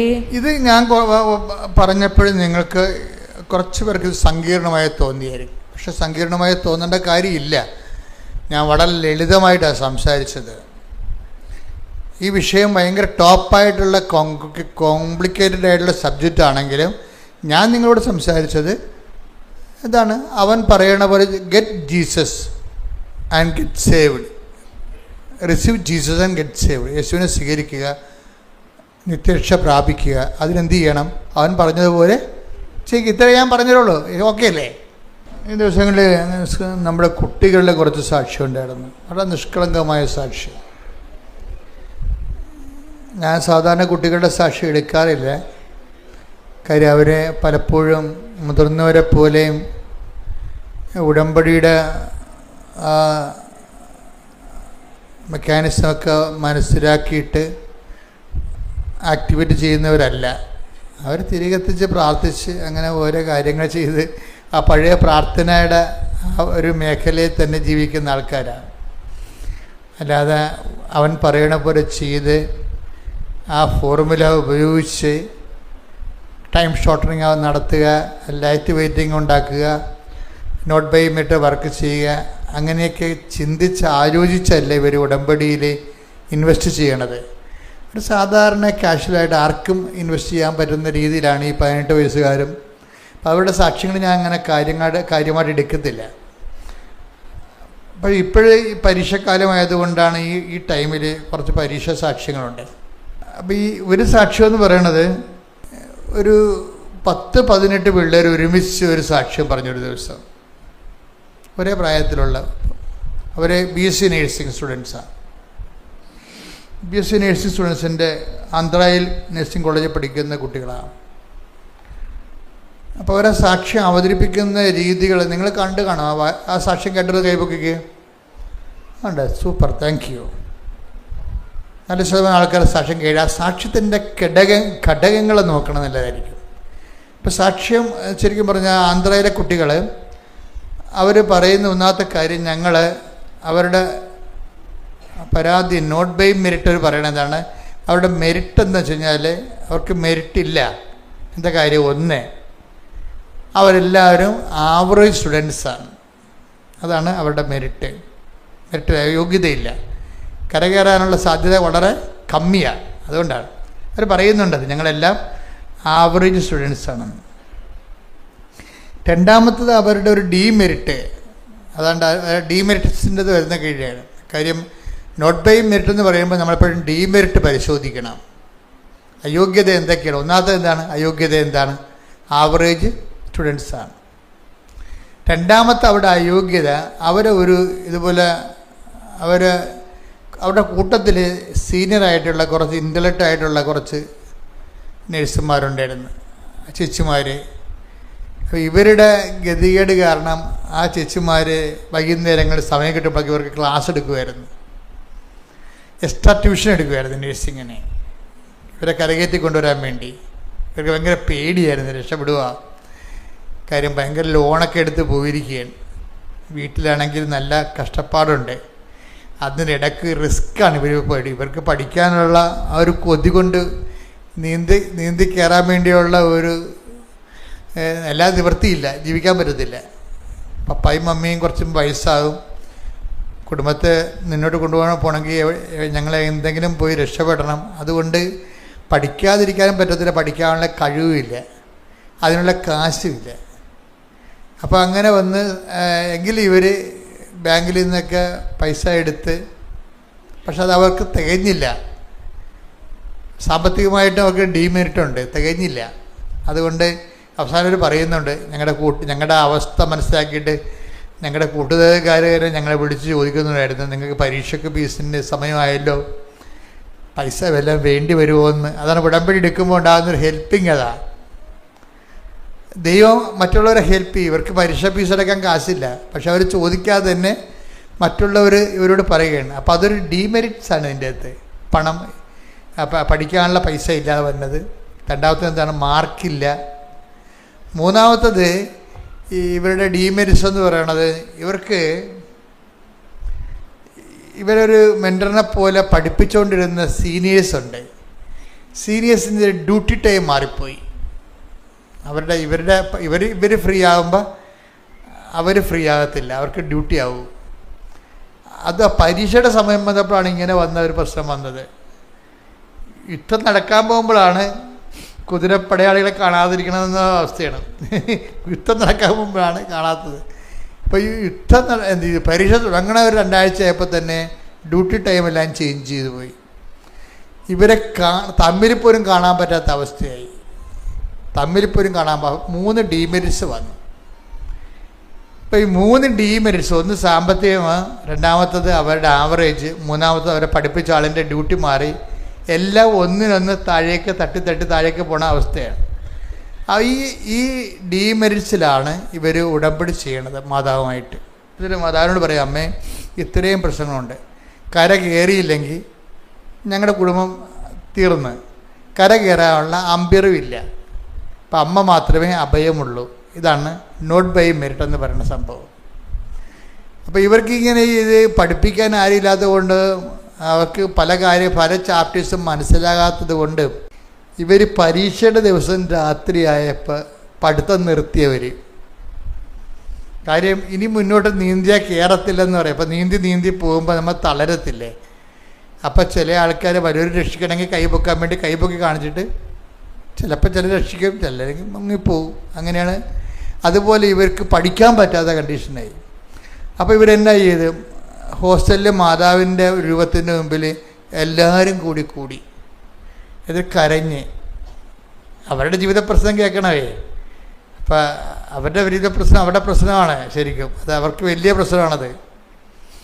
അമ്മ പറഞ്ഞു, അമ്മ അല്ലാതെ വേറെ ഒരു മാർഗ്ഗമില്ല, ഞങ്ങൾ ഇങ്ങനെ സിങ്കായിക്കൊണ്ടിരിക്കുകയാണ്, ഈ പരീക്ഷ അമ്മ എഴുതണം, ഞങ്ങൾ അമ്മ തോറ്റ പോലെ ഞങ്ങൾ കണക്കാക്കുമെന്ന്. പ്രാർത്ഥനയൊക്കെ ഭയങ്കര രസമാണ്, ഇവരുടെയൊക്കെ പ്രാർത്ഥന രസമാണ് കേൾക്കാൻ. അതായത് ഈ പരീക്ഷ അമ്മ എഴുതണം, ഞങ്ങൾ അമ്മ തോറ്റ പോലെ കണക്കാക്കും, അപ്പം അമ്മ തോക്കരുത്. അപ്പം പട്ടാങ്ങിയാണ് ശരിക്കും പറഞ്ഞാൽ, അവസാനം പട്ടാങ്ങിയാണ്. ആ പ്രായക്കാരുടെ ഒരു പ്രാർത്ഥനയല്ലേ, നിവർത്തിയില്ല വരുമ്പോൾ എല്ലാവരും ഇങ്ങനെ പ്രാർത്ഥിച്ചു പോകും. പക്ഷെ അതിൻ്റെ വരുന്നൊരു എളിമയുണ്ട്, ഒരു വിനയമുണ്ട്. ദൈവതിരുസന്നിധിയിൽ കൊണ്ടുവന്ന് വാള് വെച്ച് കീഴടങ്ങുകയാണ്. എന്താണ്, ഞങ്ങൾ തോറ്റാൽ അമ്മ തോറ്റപ്പോയാവും, ഞങ്ങൾക്ക് വേറെ അമ്മയല്ലാതെ വേറെ ഇത് എപ്പോഴും നമ്മൾ ശ്രദ്ധിക്കേണ്ട വിഷയമാണ്. നമ്മുടെ അതുകൊണ്ടാണ് ഈ യോഹന്നാൻ 5:7 ഒരാളില്ലേ, ആ തറവായ രോഗിയായിട്ട് കിടക്കുന്ന ഒരാളില്ലേ, അയാളോട് കർത്താവ് 38 വർഷമായിട്ട് അവിടെ കിടക്കുകയാണ് അയാളോട് കർത്താവ് ചോദിക്കണത് എന്താണെന്നറിയാം, അതിൻ്റെ അവലംബങ്ങളെക്കുറിച്ചാണ് ചോദിക്കണത്. നിനക്ക് ആരുണ്ടെന്നാണ് ചോദിക്കണത്. അങ്ങനെ നേരെ ചോദിക്കണില്ല, അതിന് പകരം എന്താ ചെയ്യണത്, സുഖം പ്രാപിക്കാൻ നിനക്ക് ആഗ്രഹമുണ്ടോ എന്നാണ് ചോദിക്കണത്. അപ്പോൾ അയാൾ പറയും, ആഗ്രഹം ഉണ്ടായിട്ട് എന്ത് പ്രയോജനം, ആഗ്രഹം കൊണ്ടൊന്നും വർക്ക് ചെയ്യത്തില്ല, ആളില്ലെന്ന് പറയും. അത് അയാളുള്ള കാര്യം ഒന്ന് വായിച്ചത് യോഹന്നാൻ 5:6. അവൻ അവിടെ കിടക്കുന്നത് യേശു കണ്ടു. അവൻ വളരെ നാളായി കിടപ്പിലാണെന്ന് അറിഞ്ഞ് യേശു ചോദിച്ചു, സുഖം പ്രാപിക്കാൻ നിനക്ക് ആഗ്രഹമുണ്ടോ? അവൻ പറഞ്ഞു, കർത്താവേ, വെള്ളമിളകുമ്പോൾ എന്നെ കുളത്തിലേക്ക് ഇറക്കാൻ ആരുമില്ല. ഞാൻ എത്തുമ്പോഴേക്കും മറ്റൊരുവൻ വെള്ളത്തിൽ ഇറങ്ങിക്കഴിഞ്ഞിരിക്കും. അപ്പൊ എന്താ വിഷയം എന്ന് പറഞ്ഞത്, ഇയാള് സുഖം പ്രാപിക്കാൻ നിനക്ക് ആഗ്രഹമുണ്ടോ എന്ന് ചോദിക്കുമ്പോൾ അയാൾ പറയുന്ന മറുപടി എന്താണ്, ഈ 38 വർഷവും ഞാൻ എൻ്റെ രീതി പരിശ്രമിക്കുന്നുണ്ടായിരുന്നു. അയാളുടെ പരിശ്രമം പറയുന്നുണ്ട് അയാൾ അതിൻ്റെ അകത്ത്. ഈ 38 വർഷവും ഞാനിങ്ങനെ വെള്ളമിളകുമ്പോൾ എന്നെ ആരെങ്കിലുമൊക്കെ ഞാൻ കയ്യും കാലും പിടിച്ചിട്ട് എന്നെ രക്ഷപ്പെടുത്താൻ പറയും. അവരെങ്ങനെ എന്നെ കുളത്തിലേക്ക് ഇറക്കും. പക്ഷേ ആ കുളത്തിൽ മാലാഖ ഇറക്കി വെള്ളം ഇളകണ സമയത്താണ് സുഖപ്പെടുന്നത്. പലരും സുഖപ്പെടും, പക്ഷേ ഇയാൾ സുഖപ്പെടത്തില്ല. അങ്ങനെ ആ നാട്ടിലുള്ള ആൾക്കാരെല്ലാം ഇയാളെ സഹായിക്കാവുന്നവരൊക്കെ സഹായിച്ച് തീർന്ന് ഇനി ആരും സഹായിക്കാനില്ല. അവൻ്റെ കാര്യത്തിൽ നോക്കില്ല, അവൻ എണ്ണം കെട്ടവനാണ്, പ്രാക്കപ്പെട്ടവൻ. അവനെ കൊണ്ടുപോയത് ബാക്കിയുള്ളവർ കൂടി സുഖപ്പെടുത്തുന്നത് ഇയാളെ തള്ളിക്കളഞ്ഞ് ഇയാളിങ്ങനെ പരിശ്രമിച്ച് പരാജയപ്പെട്ട ഒരാളാണ്. അതയാളെ പറയുന്നുണ്ട്, ഞാൻ 38 കൊല്ലമായിട്ട് പരിശ്രമമാണ്, ഓരോ കര കയറാൻ വേണ്ടിയുള്ള പരിശ്രമമാണ്. ഇപ്പം നിങ്ങളൊക്കെ പറയത്തില്ലേ, കെട്ടി വന്ന കാലം പോലെ കര കയറാൻ വേണ്ടി, കുടുംബത്തെ കരകയറ്റാൻ വേണ്ടിയുള്ള പരിശ്രമമാണെന്ന് പറയും. അതിൻ്റെ അതിൻ്റെ സംഭവം കെട്ടി വന്ന കാലം മുതൽ ഈ കുടുംബത്തിനെ കരകയറ്റാൻ വേണ്ടിയും കരകയറാൻ വേണ്ടിയുള്ള പരിശ്രമമാണ്. പക്ഷേ എന്താ പ്രശ്നം, നമ്മൾ ആദ്യമൊക്കെ വിചാരിക്കും നമുക്ക് ആങ്ങളയുണ്ട്, വീട്ടുകാരുണ്ട്, നാട്ടുകാരുണ്ട്, പാർട്ടിക്കാരുണ്ടെന്നൊക്കെ വിചാരിച്ചാലും ചിലക്ക് ഇവരൊക്കെ പിടിച്ചാൽ നമ്മളെ പൊങ്ങത്തില്ല. അതാണ്. അപ്പോൾ അവരൊക്കെ വന്ന് ശ്രമിച്ച് പോയി. അത് പക്ഷേ ഇയാൾക്കൊരു ഗുണമുള്ളതെന്ന് വെച്ചാൽ ഇയാളുള്ള കാര്യം ഡിക്ലെയർ ചെയ്യും. ഇയാൾ ഡിക്ലറേഷൻ ഒരു പ്രധാനപ്പെട്ട കാര്യമാണ്. അതിങ്ങനെ നാക്ക് കൊണ്ട് പറയണതല്ല. ഡിക്ലറേഷൻ എന്ന് വെച്ച് കഴിഞ്ഞാൽ എന്താ പറയുന്നത്, ഡിക്ലറേഷൻ എന്ന് വെച്ച് കഴിഞ്ഞാൽ പ്രഖ്യാപിക്കണം. അതെന്ന് വെച്ച് കഴിഞ്ഞാൽ നമ്മളുടെ അവസ്ഥ നമ്മൾ പറയണം. ഈ അവസ്ഥ നമ്മൾ പറയുമ്പോഴും നമ്മൾ വേറെ രഹസ്യ അവലംബങ്ങളുണ്ടാകും നമുക്ക്. ഇവിടെയാണ് പ്രാർത്ഥന ബ്ലോക്കാകുന്നത്. നമ്മൾ അവസ്ഥ പറയും, എന്നാലും പറയും സാരമില്ല, 5 സെൻറ്റ് സ്ഥലം അപ്പുറത്ത് കിടപ്പുണ്ട്, ഭാഗവടപ്പടി അപ്പം ചെയ്യുമ്പോൾ കിട്ടും, അനിയത്തിനെ കെട്ടിച്ച് വിട്ടാൽ അപ്പം ഭാഗവടപ്പടി ചെയ്യാമെന്ന് പറഞ്ഞിട്ടുണ്ട്. ഇത് രഹസ്യമായിട്ട് നിങ്ങളുടെ മനസ്സിൽ നിങ്ങളോട് പറയും. ഇത് വർക്കൗട്ട് ചെയ്യത്തില്ല. അതെപ്പോഴും നമ്മൾ ശ്രദ്ധിക്കണം. നമുക്ക് ഡിക്ലെയർ ചെയ്യാം, പക്ഷേ നിങ്ങൾ എവിടെയെങ്കിലും അവലംബം വെച്ചിട്ടുണ്ടെന്ന് നോക്കണം. ഇയാൾക്ക് ഒരു അവലംബം, 0 ഡിപ്പെൻഡൻസിയാണ് ഇയാൾക്കുള്ളത്.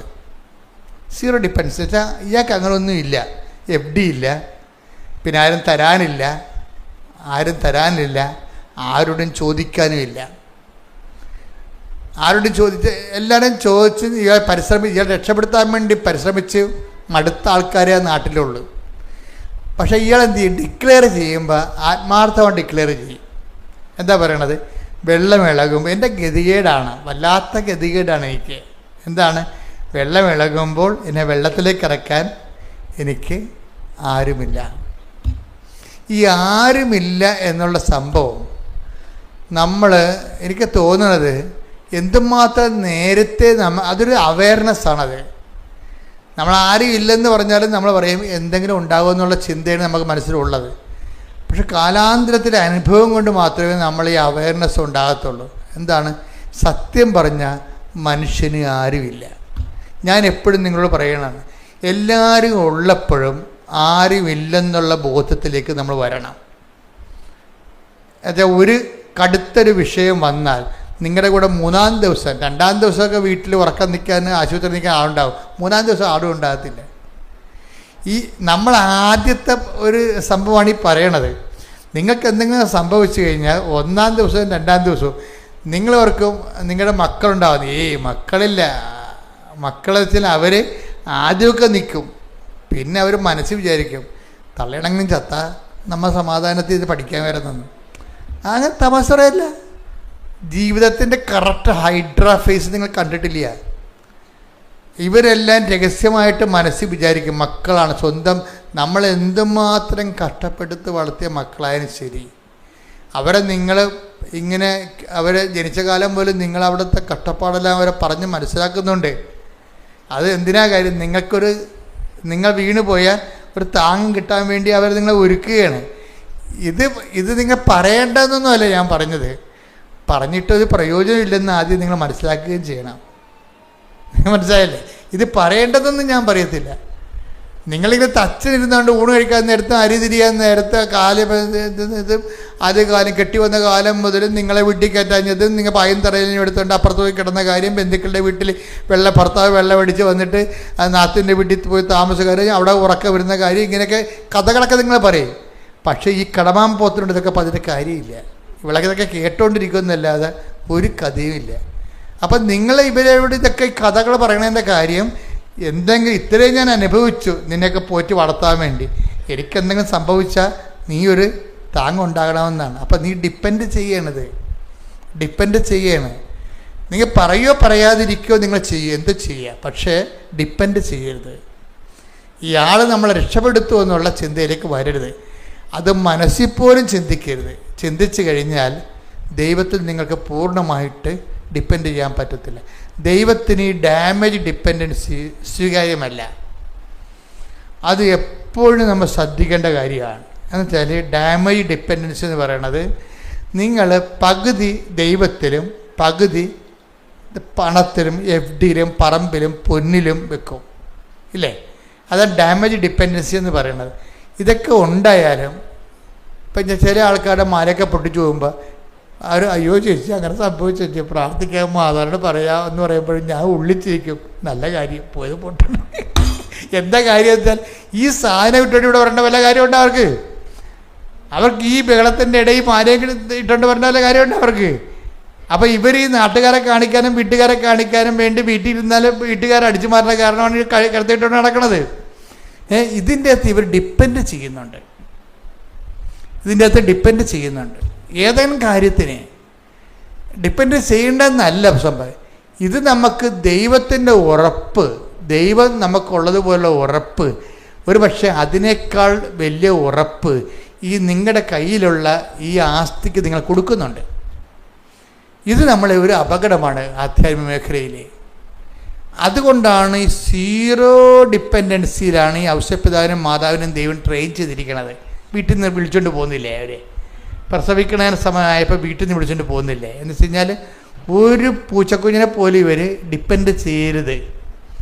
തൊഴുത്തില്ലെങ്കിൽ തൊഴുത്തിൽ ദൈവത്തിനെ മാത്രം ആശ്രയിക്കണം. ഇത് അതെ എന്താണ് ഈ ഡിപ്പെൻഡൻസി, ഡാമേജ് ഡിപ്പെൻഡൻസി എന്ന് പറഞ്ഞാൽ എന്താണെന്ന് അറിയാമോ? എന്നുവെച്ചാൽ ച്യുതികൾ വന്നിട്ടുള്ള ആശ്രയങ്ങൾ, അവലംബങ്ങൾ.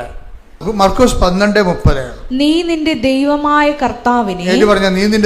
കർത്താവിനെ പൂർണ്ണ ഹൃദയത്തോടും പൂർണ്ണാത്മാവോടും പൂർണ്ണ മനസ്സോടും പൂർണ്ണ ശക്തിയോടും കൂടെ സ്നേഹിക്കുക. ഇതിനകത്ത് വരുന്ന വിഷയം ദൈവത്തിൻ്റെ നിലപാടിൽ പൂർണ്ണമായ സ്നേഹം മാത്രമേ സ്വീകാര്യമുള്ളൂ. അല്ലെങ്കിൽ നിങ്ങൾ ദൈവമായ കർത്താവിനെ സ്നേഹിക്കും, അതേ അളവിൽ മക്കളെയും പറമ്പും പൊന്നും ഒക്കെ നിങ്ങളെ ആശ്രയം വെക്കുകയാണെങ്കിൽ ഡാമേജ് ഡിപ്പെൻഡൻസി ഉണ്ടാകും. ഇയാളെ 38 കൊല്ലത്തിൽ ഈ 38 കൊല്ലം ഇവിടെ കിടത്തി ഈ കൊല്ലം പറയണ എന്താ കാര്യം?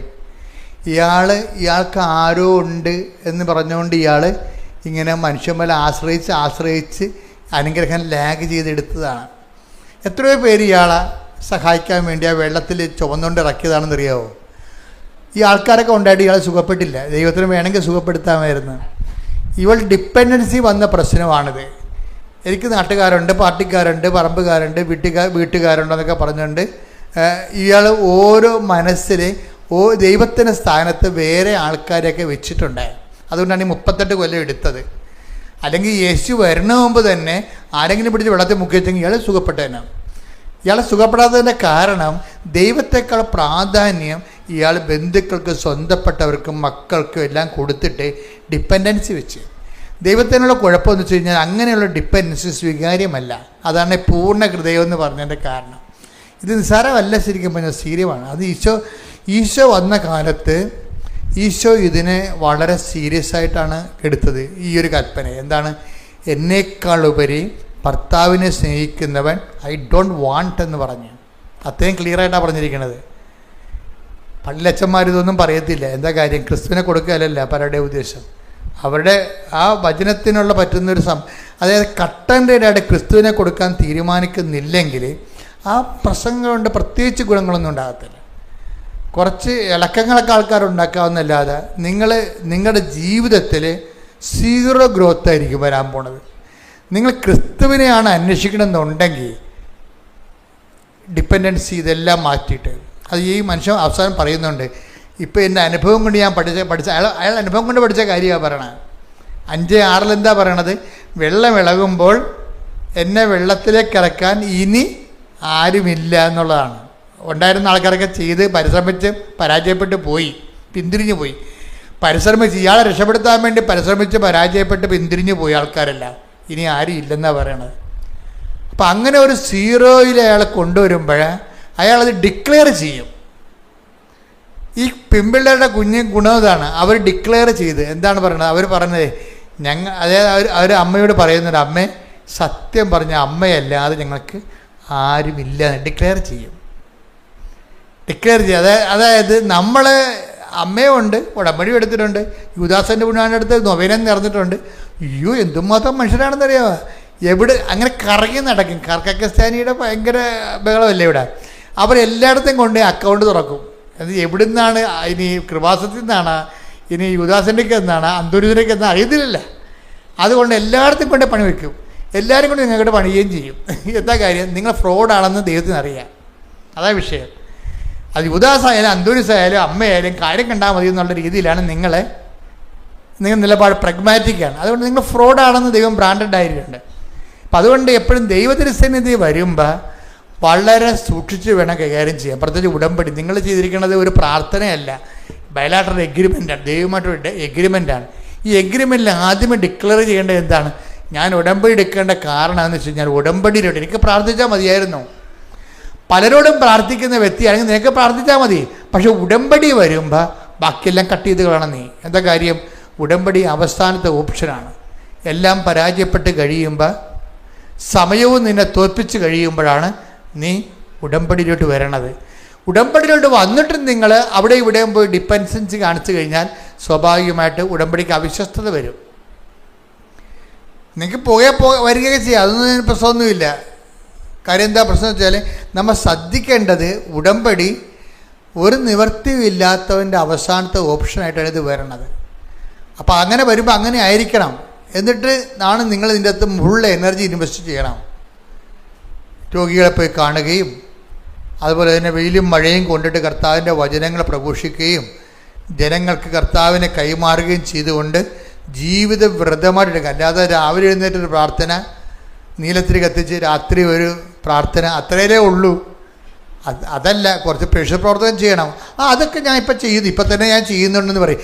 ഇവരൊന്നും കേൾക്കത്തില്ല. എന്നിട്ട് ഇവരെന്തെങ്കിലും കാട്ടിക്കൂട്ടി ഒപ്പിച്ചുണ്ടാക്കും ഉടമ്പടിയിൽ.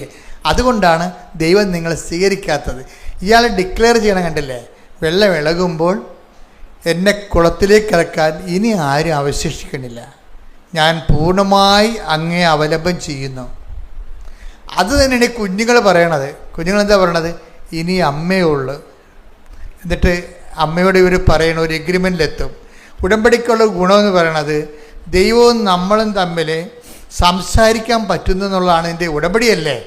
അപ്പോൾ ഏറ്റവും വലിയ അനുഗ്രഹം എന്ന് പറയണത് ഈ ദൈവമായിട്ട് കമ്മ്യൂണിക്കബിൾ ആവും ദൈവം.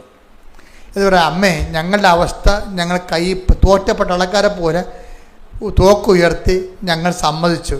ഇനി അമ്മയാണ് ഞങ്ങളൊക്കെ രക്ഷിക്കേണ്ടത്. ഞങ്ങളൊരു കാര്യം ചെയ്യും. എന്താണ്? ഞങ്ങൾ 20 ക്വസ്റ്റ്യൻ ഉണ്ടാക്കും ഓരോ വിഷയത്തിനും. അമ്മയോട്ടൊരു ഡിസ്കസ് ചെയ്യണേ. ഞങ്ങൾ ഓരോ വിഷയത്തിനും 20 ക്വസ്റ്റ്യൻ വെച്ചുണ്ടാക്കും. ഞങ്ങൾക്ക് ജയിക്കാനുള്ള മാർക്ക് അമ്മ അതിൽ നിന്ന് തന്നെ ചോദിപ്പിക്കണം. അതാണ് വിഷയം.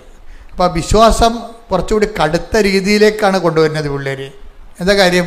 ഞങ്ങൾ ഓരോ സബ്ജക്റ്റിനും 20 ക്വസ്റ്റ്യൻ വെച്ച് ഉണ്ടാക്കും. എന്നിട്ട് ഞങ്ങൾ ജയിക്കാനുള്ള മാർക്ക് ഞങ്ങൾ അമ്മയ്ക്ക് തന്നിട്ടുള്ള ചോദ്യത്തിൽ തന്നെ ചോദിപ്പിക്കണം. അതാണ് വിഷയം. അമ്മ കെട്ടിലാണ് പരിപാടിയാണ്. പക്ഷേ അവർ ആ രീതിയിലുള്ള ബന്ധത്തിലെത്തി. കറക്റ്റ് ഉടമ്പടിയിലാണ് അവർ. ഉടമ്പടിയിലാണോ ഇല്ലയെന്ന് പറയുന്നത് ഈ ഡിപ്പെൻഡൻസി കൊണ്ട് അമ്മയോടിങ്ങനെ സ്വതന്ത്രമായിട്ട് സംസാരിക്കാൻ പറ്റുന്നൊരു ബന്ധം ഉണ്ടാക്കാം നമ്മളാദ്യം. കുട്ടികൾ അതാണ് ചെയ്തത്. ആ ബന്ധം ഉണ്ടാക്കിയെടുത്ത് അവർക്കിപ്പോൾ അമ്മയോട് സംസാരിക്കാൻ പറ്റുന്ന രീതിയിലാക്കിയിട്ടുണ്ട്. അപ്പം അതുകൊണ്ട് ഇനി ഈ രീതിയിലാണ് അവർ പ്രാർത്ഥിച്ച് മുന്നോട്ട് പോണത്. അവരെന്നിട്ട് ഉപ്പില്ലേ, ഉപ്പ് കൊണ്ടുവന്ന് എന്നിട്ട് ഇവരുടെ കൂടെയുള്ളൊരു 10-23 പെന്തക്കോസ്ത പിള്ളേരുണ്ട് ആന്ധ്രയിൽ. ഇപ്പം നഴ്സുമാരെ പഠിക്കണം. അവരോട് ഒന്നും പറഞ്ഞ് ഞങ്ങൾക്ക് ഞങ്ങൾ 20 ക്വസ്റ്റ്യൻ ഉണ്ടാക്കിയിട്ടുണ്ട്, ഞങ്ങൾ അമ്മയോട് പറഞ്ഞിട്ടുണ്ട്, അമ്മ ഇതിൽ നിന്ന് മാത്രമേ ഞങ്ങളോട് ചോദിപ്പിക്കത്തുള്ളതെന്നും പറഞ്ഞിട്ടുണ്ട്. അപ്പം നിങ്ങൾ നോക്കി വെച്ചേക്കാൻ പറയും. അപ്പോൾ പെന്തക്കോസ്തുകാർക്കുണ്ട്, അമ്മ ഉണ്ട്, അവർക്ക് അറിയത്തില്ലല്ലേ. ഈ സഭകളിലുണ്ടാകുന്ന വലിയ സഭകൾക്ക് അവർക്ക് അറിയാൻ പാടാത്ത കാര്യത്തിൽ അനുഭവമില്ലെന്നാണ് അവർ പറയണത്.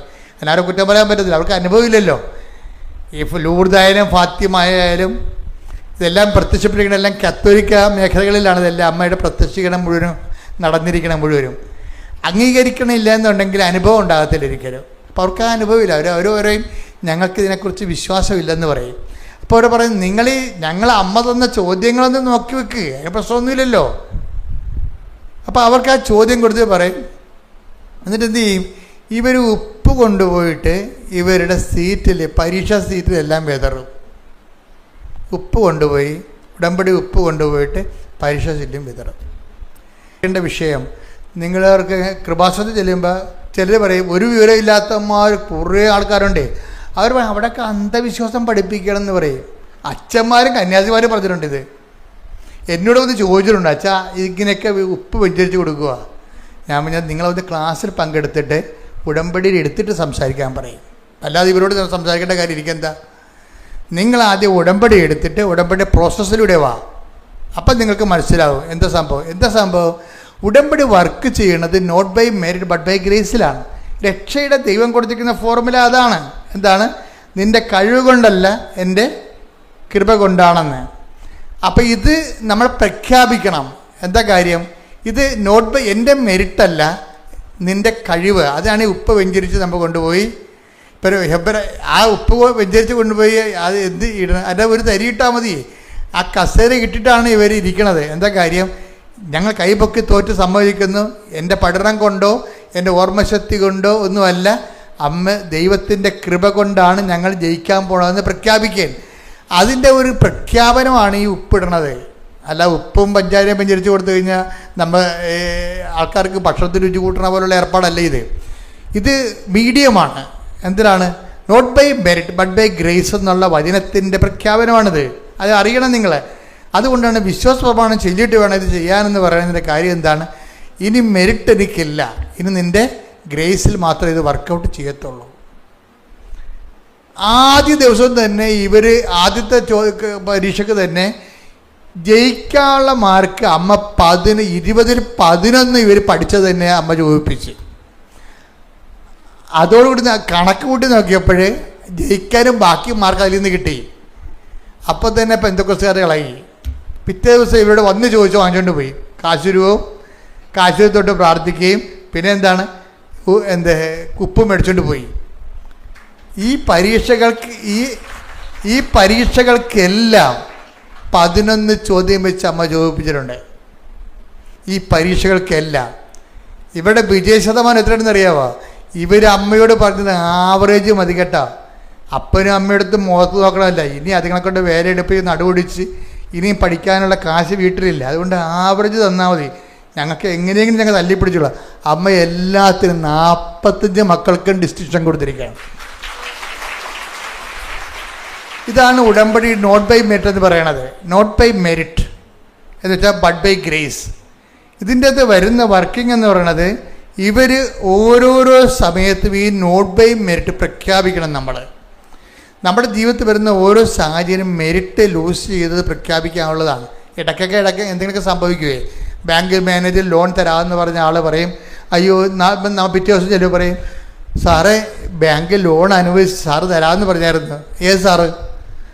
ഇന്ന സാറ്. അശോകനാ. അശോകൻ സ്ഥലം മാറിപ്പോയി എന്ന് പറയും. അയ്യോ എന്ന് പറയും. അതെന്താണ്? മെറിറ്റ് പോയതാണ് സംഭവം. നോട്ട് ബൈ മെറിറ്റിലാണ് ഇത് വർക്ക് ചെയ്യാൻ പോകണമെന്നാണ്. നീ അശോകനും തമ്മിലുള്ള ധാരണപ്പുറത്തല്ല നടക്കാൻ പോണത്, എൻ്റെ നേരിട്ടുള്ള ഇടപെടലാണ് നടക്കാൻ പോണെന്നതിൻ്റെ അർത്ഥം. അതാണ് എൻ്റെ അത് വരുന്ന വിഷയം. എന്ന് വെച്ചാൽ ഇങ്ങനെ ഉടമ്പടി കാലത്ത് അടിക്കടി ചില സമയത്ത് ചില ട്രബിൾ സംഭവിക്കും. അതിൻ്റെ ഉദ്ദേശം എന്ന് പറയുന്നത് നിൻ്റെ മെറിറ്റ് ഡാമേജ് ആക്കി കളയുകയാണ്. എന്താണ്? നോട്ട് ബൈ മെറിറ്റിൽ വർക്ക് ചെയ്യാൻ പോണത് നിൻ്റെ യോഗ്യത കൊണ്ടല്ല, ദൈവത്തിൻ്റെ കൃപ കൊണ്ടാണ്. ഇനി സത്യസന്ധമായിട്ട് കമ്മ്യൂണിക്കേഷൻ ഫ്രണ്ട്ലി ആയിക്കഴിഞ്ഞാൽ, ഉടമ്പടിയിലൊരു കമ്മ്യൂണിക്കേഷൻ ഫ്രണ്ട്ലി എന്ന് പറഞ്ഞൊരു ലെവലുണ്ട്. എന്ന് വെച്ചാൽ നിങ്ങൾ സത്യസന്ധരാണ്, വിശ്വസ്തരാണെന്ന് ദൈവത്തിന് മനസ്സിലാകുന്നിടത്ത് വെച്ച് ഉടമ്പടി കമ്മ്യൂണിക്കേഷൻ ഫ്രണ്ട്ലി ആവും. നമുക്ക് ദൈവത്തോട് നേരിട്ട് സംസാരിക്കാം നമുക്ക്. അതായത് പക്ഷേ നമ്മൾ സത്യസന്ധരായിരിക്കണം, ഉടായ്പ കാണിക്കരുത്. ആ ഉടമ്പടിയുടെ 90 ദിവസം വരെ കാര്യം കാണാൻ വേണ്ടി കഴുതക്കാലം പിടിക്കണ പോലെ കഴുതക്ക് പോലെ അമ്മയുടെ കാരക്കയറി പിടിച്ചുകൊണ്ട് നടക്കുന്ന പാർട്ടിയാണ് 13 ഉള്ളത്. അതുകൊണ്ടാണ് ഈ പണി കിട്ടുന്നത്. അങ്ങനെയല്ല, നിങ്ങൾ സത്യസന്ധമായിട്ട് ദൈവത്തെ അന്വേഷിക്കുന്നതിൻ്റെ ഭാഗമായിട്ട് ജീവിതം set covenant, life set the covenant. ഇത് ഞാൻ കവനൻ്റൽ ലൈഫാണ് ഫോളോ ചെയ്യണത്. അത് ദൈവത്തിൻ്റെ ആനുകൂല്യം എന്ന് പറഞ്ഞതിനേക്കാളുപരി ദൈവം തന്നെയാണ് ഇതിൻ്റെ ആനുകൂല്യമെന്ന് ഞാൻ പ്രഖ്യാപിക്കണമെന്ന് പറഞ്ഞുകൊണ്ട് നമ്മൾ തോറ്റാലും ജയിച്ചാലും ഒരേ നിലവാരത്തിൽ ദൈവത്തിൻ്റെ കൂടെ വിശ്വസ്തയോടെ മുന്നേറും. ഈ മുന്നേറ്റം അങ്ങോട്ട് മുന്നോട്ട് പോകുമ്പോൾ കുറച്ച് കഴിയുമ്പോൾ ദൈവത്തിന് നമ്മളെ വിശ്വാസമാകും. അപ്പോഴാണ് കമ്മ്യൂണിക്കേഷൻ ഫ്രണ്ട്ലി ആകണത്. കമ്മ്യൂണിക്കേഷൻ നമ്മൾ പറയണതെല്ലാം ദൈവം കേൾക്കും, ദൈവം പറയണത് നമ്മൾ കേൾക്കും. ഇങ്ങനെ അങ്ങ് പോകുന്ന ലൈഫുണ്ട്. ഇപ്പോൾ ഈ ദിവസങ്ങളിൽ വേറൊരു സാക്ഷ്യം ഉണ്ടായി. പുണ്യ എന്നും പറഞ്ഞ കുഞ്ഞ്, നിങ്ങൾ സാക്ഷ്യം കേട്ട് കാണാം, ഇട്ടിട്ടുണ്ട്, അപ്പിയലുണ്ട്. അത് ഇവർ IAM മെറിറ്റിൽ കയറിയ ആളാണ്.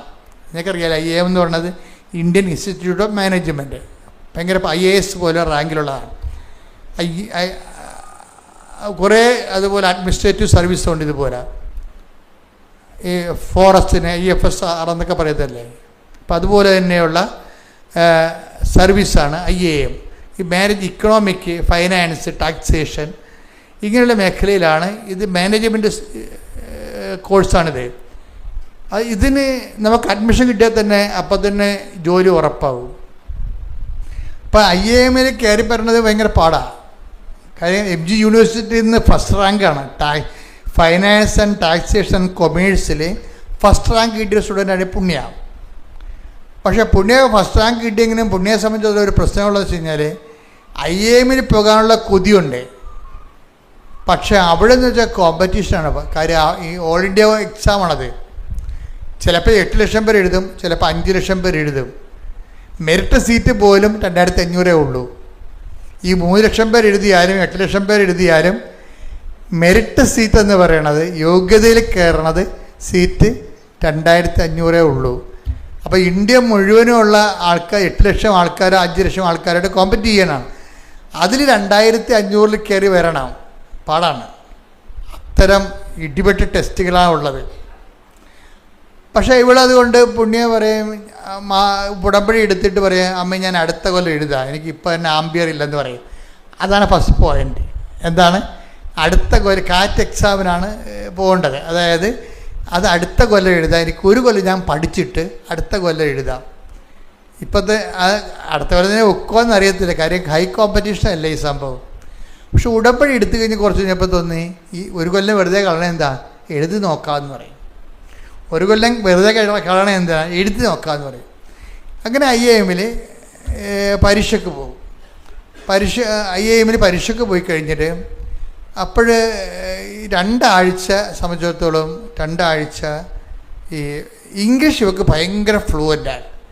പക്ഷെ മാത്സിൻ്റെ അകത്ത് വരുമ്പോൾ വെള്ളം കുടിക്കും. അപ്പം അതുകൊണ്ട് മാത്സ് എന്തുമാത്രം അവസാനം അത് തലക്കയറാത്തൊരവസ്ഥ വന്നു. അപ്പോൾ ഇവൾ അമ്മയോട് കമ്മ്യൂണിക്കേറ്റ് ചെയ്യും. അമ്മയോട് പറയും, അമ്മ എൻ്റെ IAM ഓണർ ചെയ്യുന്നുണ്ടോ എന്ന് ചോദിക്കും. അതായത് കമ്മ്യൂണിക്കേഷൻ ഫ്രണ്ട്ലി എന്ന് പറയണത്. അമ്മ IAM ഓണർ ചെയ്യുന്നുണ്ടെങ്കിൽ എനിക്കതിന് ബോധ്യപ്പെടും, എന്നെ ബോധ്യപ്പെടുത്തുമെന്ന് പറയും. അമ്മ അവിടെ ഉണ്ടെന്നുള്ളതിനെ എന്നെ ബോധ്യപ്പെടുത്തുമെന്ന് പറയും. അപ്പോൾ കമ്മ്യൂണിക്കേഷൻ പോകണം. അമ്മ അവിടെ ഉണ്ട്, പരീക്ഷാ ഹാളിൽ ഉണ്ടെന്ന് എന്നെ ബോധ്യപ്പെടുത്തണമെന്ന് പറയും. അതിന് ഇവൾ 3 കണ്ടീഷൻസ് അമ്മയോട് വെക്കും. എന്താ വെക്കണം? ഒന്നാമത്തെ കണ്ടീഷൻസ്, എൻ്റെ ഇൻവിജിലേറ്റർ അമ്മയുടെ കളറിൽ ബ്ലൂവിൽ വരണം. പിന്നെ എൻ്റെ ബയോമെട്രിക്സിൽ എൻ്റെ ഇൻവിജിലേറ്റർ അയാൾ ഗ്രീനിൽ വരണം. എനിക്ക് അവിടെ തന്നെ കമ്പ്യൂട്ടറിൽ 7 എന്ന് പറഞ്ഞ നമ്പർ ഉണ്ടാകണം. എങ്കിൽ ഈ പരീക്ഷ അമ്മ എഴുതുമെന്ന് ഞാൻ മനസ്സിലാക്കുമെന്ന് പറയും. ഇതാണ് ഇവർ തമ്മിലുള്ള കമ്മ്യൂണിക്കേഷൻ എന്ന് പറഞ്ഞ ഇതാണ്. നിങ്ങൾ നോക്കിയാൽ ഉടമ്പടി എന്ത് റേഞ്ചാണെന്ന് നോക്കിയേ. ഇങ്ങനെ വളരുകയാണ് മനുഷ്യരെ. ഉടമ്പടി ഒപ്പം ദൈവമായിട്ട് വിളിപ്പുറത്ത് നിന്ന് അങ്ങോട്ടും ഇങ്ങോട്ട് സംസാരിച്ച് ടേംസ് ആൻഡ് കണ്ടീഷൻസ് ഫിക്സ് ചെയ്തിട്ട് ഇവിടെ ടേംസിലേക്ക് അമ്മ വരണ ഭയങ്കര രസമാണ്. ഇവർ ചെല്ലുമ്പോൾ എക്സാം ഹോളിലോട്ട് ചിലപ്പോൾ തന്നെ ഇൻവിജിലേറ്റർ ഈ പറഞ്ഞിരിക്കുന്ന ബ്ലൂ കളറിലേക്ക് വരും. അതിൻ്റെ ആ എക്സാം കഴിഞ്ഞതിന് ശേഷം ബയോമെട്രിക്സ് ചെല്ലുമ്പോൾ അയാൾ ഗ്രീനിൽ ഇങ്ങോട്ട് വരും, ഗ്രീൻ ഷർട്ടൊക്കെ ഇട്ട് വരും. ഇനി കമ്പ്യൂട്ടർ ചെല്ലുമ്പോൾ കമ്പ്യൂട്ടർ എന്താ അവൾ 7 എന്നാ പറയണത്. 7 എന്ന് അവൾ പറഞ്ഞത് ഞാൻ 7 എന്ന് അമ്മയോട് പറയാൻ കാര്യം 7 അല്ലേ അമ്മയുടെ ഡേറ്റ്. അമ്മ പ്രത്യക്ഷപ്പെട്ടത് 7 അല്ലേ, അതാണ് വിഷയം. അതുകൊണ്ടാണ് എൻ്റെ കമ്പ്യൂട്ടറിൽ 7 നമ്പർ ഉണ്ടാവണം. അപ്പോൾ നോക്കി കമ്പ്യൂട്ടർ കൊടുത്തപ്പോൾ 1771 ഇത്രയും ക്ലിയറാണ്. പിന്നെ ഇവൾ പെട്ടെന്ന് എഴുതി ആ എല്ലാ കാര്യം പ്രോസസ്സെല്ലാം കഴിഞ്ഞ് ആ സ്വന്തം മെറിറ്റിൽ കയറിയിരിക്കുക പെട്ടെന്ന് ആൾ. ആദ്യമായിട്ടാണ് ഒരു IAM-നെ ഈ ഉടമ്പടിയിലൂടെ മെറിറ്റിൽ വരുന്ന സാക്ഷ്യമുള്ളത്. അത് വെച്ച് കഴിഞ്ഞാൽ ഞാൻ ഓർക്കണതെന്ന് വെച്ച് കഴിഞ്ഞാൽ ഓരോ വിഷയത്തിനും കുട്ടികൾ എന്ത് ശ്രദ്ധാപൂർവമാണ് അമ്മയോട് കമ്മ്യൂണിക്കേറ്റ് ചെയ്യണത്. ഒന്നാമത്തതിൻ്റെ ഒരു കാര്യം വെച്ച് കഴിഞ്ഞാൽ ഇവർ ഈ വിഷയത്തിൽ ദൈവഭയത്തോടുകൂടിയാണ് പെരുമാറണത്. ഒക്കണേ ഒക്കട്ടെ എന്ന് പറയത്തില്ലേ, അങ്ങനെയല്ല, ഇത് ഒത്തേ മതിയാവത്തുള്ളൂ. അതുകൊണ്ട് ദൈവം ഈ വിഷയത്തിൽ ഇടപെടുമെന്ന് പരിശുദ്ധാത്മാവ് ഇവർക്ക് നൽകുന്ന ഒരു സൂചന. അതായത് ഈ യോഹന്നാൻ 16:14 എടുത്തേ. അവൻ സ്വമേധയാ ആയിരിക്കില്ല സംസാരിക്കുന്നത്. അവൻ സ്വമേധയാ ആയിരിക്കില്ല സംസാരിക്കുന്നത്. അവൻ കേൾക്കുന്നത് മാത്രം സംസാരിക്കും. വരാനിരിക്കുന്ന കാര്യങ്ങൾ അവൻ നിങ്ങളെ അറിയിക്കും. ഒന്ന് പറഞ്ഞേ 16:14. ഒന്ന് വരാനിരിക്കുന്ന കാര്യങ്ങൾ അവൻ നിങ്ങളെ അറിയിക്കും. അപ്പൊ ഇത് ഈ പ്രൊവിഷൻ കിടക്കണതാണിത്. ഇതിന് സാധ്യതയുണ്ട്. സംഭവിക്കാൻ പോകുന്ന കാര്യങ്ങളെ നേരത്തെ ദൈവം അറിയിക്കാനുള്ള സാധ്യതയുണ്ട്. അതനുസരിച്ചുകൊണ്ടാണ് ഇവർ ക്വസ്റ്റ്യൻ ഉണ്ടാക്കുന്നത്. ഇത് പരിശുദ്ധാത്മാവിൻ്റെ പ്രവർത്തനമാണ്. ഉടമ്പടിയിൽ കമ്മ്യൂണിക്കേഷൻ സാധിക്കുന്നത് വിശുദ്ധിയോടെ ജീവിക്കുമ്പോൾ, പ്രേക്ഷിതരായി ജീവിക്കുമ്പോൾ, സുവിശേഷം കൈമാറാൻ വേണ്ടി ജീവിക്കുമ്പോൾ, കർത്താവിൻ്റെ വചനം പാലിക്കാൻ വേണ്ടി ജീവിക്കുമ്പോൾ പരിശുദ്ധാത്മാവാണ് ആ ലെവലിൽ നമ്മളെ സഹായിക്കുന്നത്. ഇത് പരിശുദ്ധാത്മാവാണ് വരാൻ പോകുന്ന കാര്യങ്ങൾ പറയണത്. എന്താണ്? നീ ഇങ്ങനെ ചോദിക്കണം അമ്മയോട്. എങ്ങനെ ചോദിക്കണം? ഇൻവിജിലേറ്റർ ബ്ലൂവിൽ വരണം. നീ ഇങ്ങനെ ചോദിക്കണം അമ്മയോട്. എന്താണ്? നിൻ്റെ ബയോമെട്രിക്സ് ഗ്രീനിൽ വരണം. നീ ഇങ്ങനെ ചോദിക്കണം അമ്മയോട്. 7 ചേർത്ത കമ്പ്യൂട്ടർ തരണം.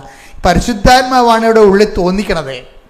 അതുതന്നെ മറ്റേ കുഞ്ഞുങ്ങൾ തോന്നുന്നത്. വരാൻ പോകുന്ന പരീക്ഷകൾ ഞങ്ങൾ ഇത്ര ക്വസ്റ്റ്യൻ എഴുതുമ്പോൾ ആ ക്വസ്റ്റ്യൻ പറഞ്ഞു കൊടുക്കുന്ന പരിശുദ്ധാത്മാവായിരിക്കും. എന്താ കാര്യം? അതിനുള്ള പ്രൊവിഷനുണ്ട്. ഇതൊരു വാഗ്ദാനമാണ്, അല്ലേ? വരാൻ പോകുന്ന കാര്യങ്ങൾ അറിയാനുള്ള വാഗ്ദാനമാണ്. ഇതെന്താണ്? ഇത് 2 കൊറിന്ത്യർ 1:20 എന്താണ്? സകല വാഗ്ദാനങ്ങളും ക്രിസ്തുവിൽ അതേം തന്നെയാണ്. അപ്പോൾ ക്രിസ്തുവുമായിട്ട് ഐക്യപ്പെട്ട് കഴിയുമ്പോൾ, മാതാവിൻ്റെ മധ്യസ്ഥ ക്രിസ്തുവോട് ഐക്യപ്പെട്ട് കഴിയുമ്പോൾ സംഭവിക്കാൻ പോകുന്ന കാര്യങ്ങളെക്കുറിച്ച് നമുക്കൊരു ഐഡിയ തരും. അമ്മ കമ്പ്യൂട്ടറിന് നമ്പർ വരെ കൊടുത്തിരിക്കേണ്ടത്. ഇതെന്ന് പറയുന്നത് കമ്മ്യൂണിക്കേഷൻ ഫ്രണ്ട്ലി ആയിട്ട് വരണതാണ്. ഇത് ഉടമ്പടിയുടെ റേഞ്ചാണ്. ശരിക്കും ഒരു പുതിയ മാനങ്ങളിലേക്കും ദൈവത്തിനെക്കുറിച്ചുള്ള ആ ഒരു ജ്ഞാനവരങ്ങളിലേക്കും അനുഭവജ്ഞാനത്തിലേക്കും പുതിയ ആത്മീയ അനുഭവത്തിൻ്റെ പുതിയ തലമുറകളിലേക്ക് ഉടമ്പടി തലമുറ പ്രവേശിക്കുകയാണ്. കൈയടിച്ച് സ്തുതിക്കട്ടെ. ഹല്ലേലൂയ, ഹല്ലേലൂയ, ഹല്ലേലൂയ, ഹല്ലേലൂയ, ഹല്ലേലൂയ. മഹത്വം, മഹത്വം, ആരാധന, ആരാധന. ദൈവമേ നന്ദി, ദൈവമേ മഹത്വം, ദൈവമേ ആരാധന. ഹല്ലേലൂയ,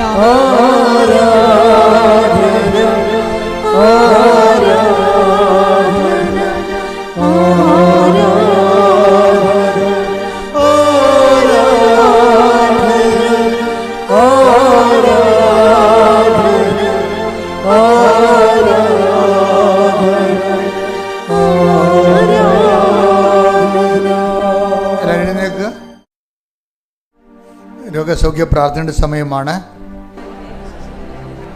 ശരീരത്തിൻ്റെ വിവിധ ഭാഗങ്ങളിൽ രോഗമുള്ളിടത്തേക്ക് കൈകൾ മാറ്റി മാറ്റി വെച്ച് വിശ്വാസപ്രമാണം ചൊല്ലിക്കൊണ്ടിരിക്കുക.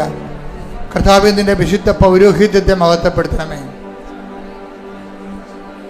കർത്താവേ, സഭയിലുള്ള സാന്നിധ്യം പ്രകടമാക്കണമേ.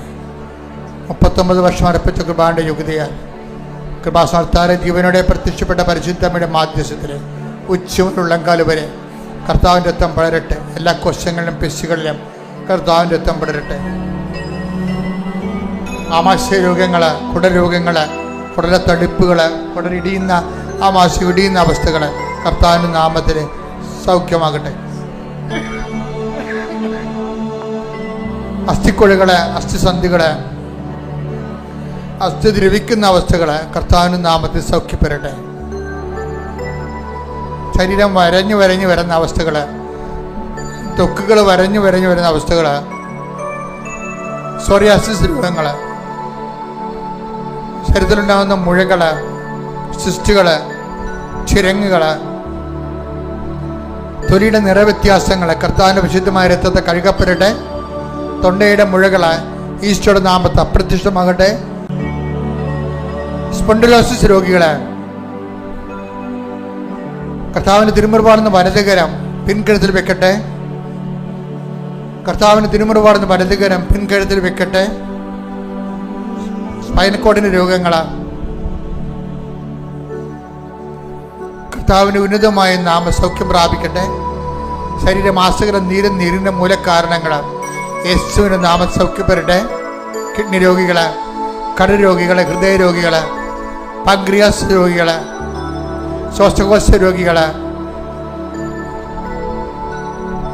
കർത്താവിന്റെ നാമത്തിൽ സൗഖ്യം പ്രാപിക്കട്ടെ. ശ്രുതിക്കട്ടെ. ഹല്ലേലൂയ, ഹല്ലേലൂയ, ഹല്ലേലൂയ, ഹല്ലേലൂയ, ഹല്ലേലൂയ. എല്ലാവരും അനുഗ്രഹിക്കപ്പെട്ടുകൊണ്ട് അങ്ങയുടെ നാമത്തെ ഈ ആരാധനയിലൂടെ വീണ്ടും വീണ്ടും മഹത്വപ്പെടുത്തണമേ. ഇനി പ്രാർത്ഥിക്കാൻ വന്ന കാര്യങ്ങൾ, ജോലി അന്വേഷിക്കുന്നവര് ആർക്ക് വേണ്ടി അച്ഛൻ പ്രാർത്ഥിക്കേണ്ട സമയമാണ്. കർത്താവ് വിഷയത്തിൽ ഇടപെടും. ജോലി നഷ്ടപ്പെട്ടവരെ, നഷ്ടപ്പെട്ട ജോലിയിൽ തന്നെ പ്രവേശിക്കാൻ വേണ്ടി ആഗ്രഹിക്കുന്നവരുണ്ട്. പരിശുദ്ധ അമ്മയുടെ പ്രത്യേക സഹായം അവർക്ക് ലഭിക്കാൻ വേണ്ടി പ്രാർത്ഥിക്കുന്ന സമയമാണിത്.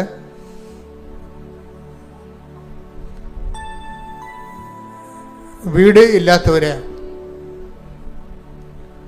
വീട് സ്ഥലവുമില്ലാത്തവര്,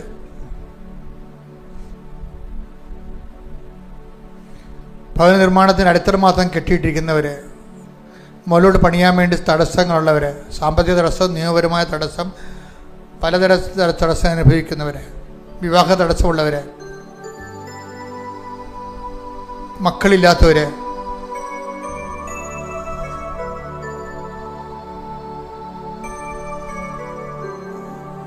ജോലി സമ്പാദിക്കുന്നതിന് വേണ്ടി ഓരോരോ രേഖകൾ അന്വേഷിച്ചുകൊണ്ട് നടക്കുന്നവർ, പല എതിർപ്പുകളും തടസ്സങ്ങളും ഓഫീസ് ലെവലിൽ നിന്നും ഉന്നത സ്ഥാനങ്ങളിൽ നിന്നും അനുഭവിക്കുന്നവര്,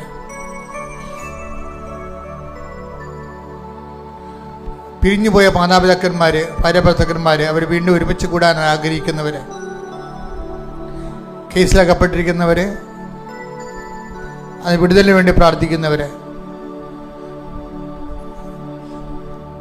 ഭാഗോടമ്പടികള്, കോടതി കേസുകള്, സ്ഥലസംബന്ധമായ കേസുകള്, അതിലെല്ലാം വല്ലാത്ത വൈഷമ്യങ്ങൾ അനുഭവിക്കുന്നവര്, ജീവിതം ഇങ്ങനെ നിന്ന് നിലച്ചു പോയവര്, ഇനി ഒരടി മുന്നോട്ട് പോകാൻ പറ്റാത്ത രീതിയിൽ ജീവിതം നിലച്ചു പോയവര്, മനസ്സുകൊണ്ട് നിലച്ചു പോയവര്,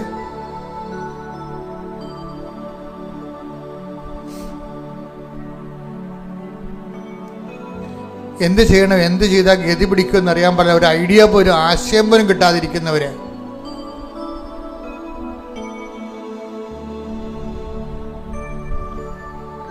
ദൂരയാത്രയ്ക്ക് വേണ്ടി ഒരുങ്ങുന്നവര്, അതിനുവേണ്ടി ശ്രമിച്ചിട്ട് പരാജയപ്പെടുന്നവര്, സമ്പത്ത് അന്യായമായിട്ട് അന്യന്റെ കയ്യിൽ അകപ്പെട്ടിട്ട് തിരിച്ചു കിട്ടാത്തവര്, ചില വസ്തുക്കൾ നിലമായി കിടക്കുന്നത് പുരയിടമാക്കാൻ വേണ്ടി ശ്രമിച്ചിട്ട് നടക്കാതിരിക്കുന്നവര്, പല വ്യക്തികൾ എല്ലാം വട്ടം ചവിട്ടി ഒന്നും നടക്കാത്ത രീതിയിലാക്കിയിരിക്കുന്നവര്, കുടുംബത്തിൽ പരസ്പര സ്നേഹമില്ലാതെ പരസ്പരം പഴിചാരിക്കൊണ്ട് ഒന്നും ചെയ്യാൻ അനുവദിക്കാത്ത രീതിയിൽ ദുർവിധിയാണെന്ന രീതിയിൽ മനസ്സിടിഞ്ഞു പോയവർ, ഇവരുടെ മേലെല്ലാം കർത്താവിൻ്റെ ശക്തി അതിശക്തമായ രീതിയിൽ ദൈവത്തിൻ്റെ കൃപയ്ക്ക് വേണ്ടി ഇവരെ പരമേൽപ്പിച്ചുകൊണ്ട് ഇടിമുഴക്കം പോലെ സ്തുതിക്കട്ടെ. ഹല്ലേലൂയ, ഹല്ലേലൂയ, ഹല്ലേലൂയ, ഹല്ലേലൂയ. ജീവിത ദുരിതങ്ങളെ ഏറ്റെടുത്തുകൊണ്ട് കർത്താവിന്റെ ഉന്നതമായ നാമത്തിൽ സഭയുടെ അധികാരത്തിൽ 39 വർഷം അർപ്പിച്ച കൃപാന്റെ യോഗ്യതയാൽ കൃപാസമർത്താരെ ജീവനോടെ പ്രത്യക്ഷപ്പെട്ട പരിശുദ്ധമ്മയുടെ മധ്യസ്ഥ അൾത്താരെ നടന്ന 10,000കണക്കിന് ആരാധന ശക്തിയാൽ യേശുവിന്റെ ഉന്നതമായ നാമത്തിലെ നിന്റെ മുഴുവൻ തടസ്സങ്ങൾ, സ്കൂളിന് അഡ്മിഷൻ കിട്ടാനുള്ള തടസ്സങ്ങൾ, പരീക്ഷയ്ക്ക് ഉന്നതമായ വിജയം കൈവരിക്കാനുള്ള തടസ്സങ്ങൾ, അതുപോലെ തന്നെ റീവാലുവേഷൻ കൊടുത്തിട്ടുള്ളവരെ അഡ്മിഷന് വേണ്ടി ഉന്നത വിദ്യാഭ്യാസത്തിന് വേണ്ടി പരിശ്രമിക്കുന്നവർ, അതുപോലെ സ്കൂളിൻ്റെ തന്നെ പെർമിഷൻ കിട്ടാൻ വേണ്ടി പ്രയാസമുള്ളവർ, ക്ലാസ് റൂമിൻ്റെ പെർമിഷൻ കിട്ടാൻ വേണ്ടി പ്രയാസമുള്ളവർ, പല തരത്തിലുള്ള ഹൗസിന് നമ്പർ കിട്ടാത്തവർ, ഇങ്ങനെ എല്ലാ തടസ്സങ്ങളും യേശുവിൻ്റെ നാമത്തിൽ പരിശുദ്ധമ്മയുടെ മധ്യസ്ഥത്തിലെ മാർഗ തടസ്സങ്ങൾ യേശുവിന്റെ നാമത്തിൽ മാറിപ്പോകട്ടെ.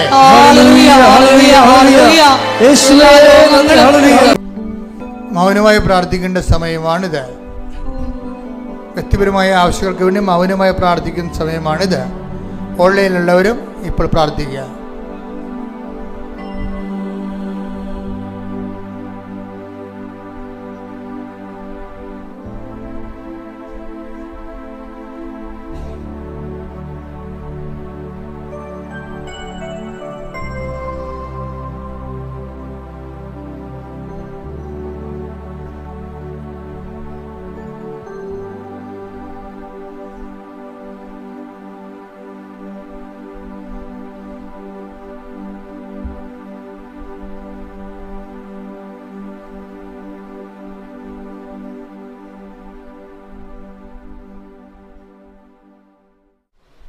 ഒരിക്കൽ കൂടി മരിയൻ ഉടമ്പടിയിൽ സമർപ്പിച്ചിരിക്കുന്ന എല്ലാ വിഷയങ്ങളും ദൈവമാതാവിൻ്റെ മധ്യസ്ഥയിൽ ദിവ്യകാരുണ്യ സന്നിധിയിൽ നമുക്ക് വിട്ടുകൊടുത്ത് പ്രാർത്ഥിക്കാം. ഹെബ്രായർ 4:16 തിരുവചനമനുസരിച്ച് വേണ്ട സമയത്ത് കരുണയും കൃപാവരവും ലഭിക്കുന്നതിനു വേണ്ടി പ്രത്യാശയുടെ കൃപാവരത്തിൻ്റെ സിംഹാസനത്തെ പ്രത്യാശയോടുകൂടി നമുക്ക് സമീപിക്കാം. ദൈവമാതാവിൻ്റെ പ്രത്യേകമായിട്ടുള്ള മധ്യസ്ഥം ഈ സമയം നമുക്ക് യാചിക്കാം. തക്ക സമയത്ത് ദൈവമാതാവ് പുത്രനോട് പറഞ്ഞ് നമ്മുടെ വിഷയങ്ങളിൽ സമയബന്ധിതമായി ഇടപെട്ടുകൊണ്ട് എത്രയും വേഗം പ്രത്യക്ഷീകരണത്തിൻ്റെ സാക്ഷ്യമായി ഈ അൾത്താരയിൽ നിൽക്കാനുള്ള കൃപയ്ക്ക് വേണ്ടി പ്രാർത്ഥിച്ചുകൊണ്ട് ശിരസ്സ് നമിച്ച് നമുക്ക് ദിവ്യകാരുണ്യനാഥൻ്റെ ആശീർവാദം സ്വീകരിക്കാം.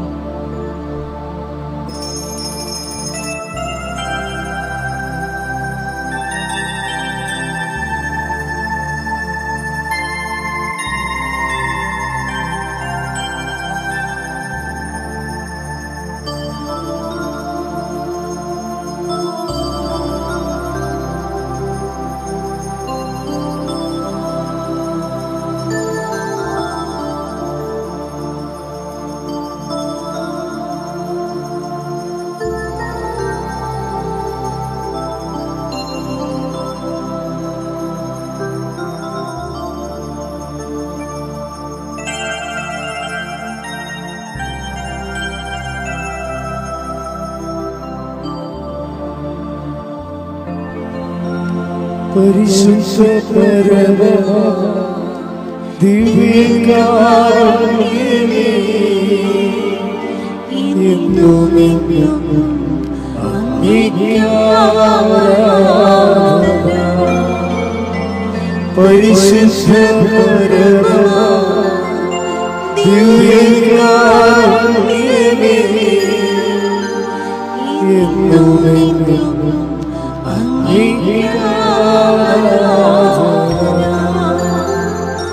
പരിശുദ്ധ പരമ ദിവ്യകാരുണ്യമേ, എന്നുമെന്നും അങ്ങേക്ക് ആരാധന.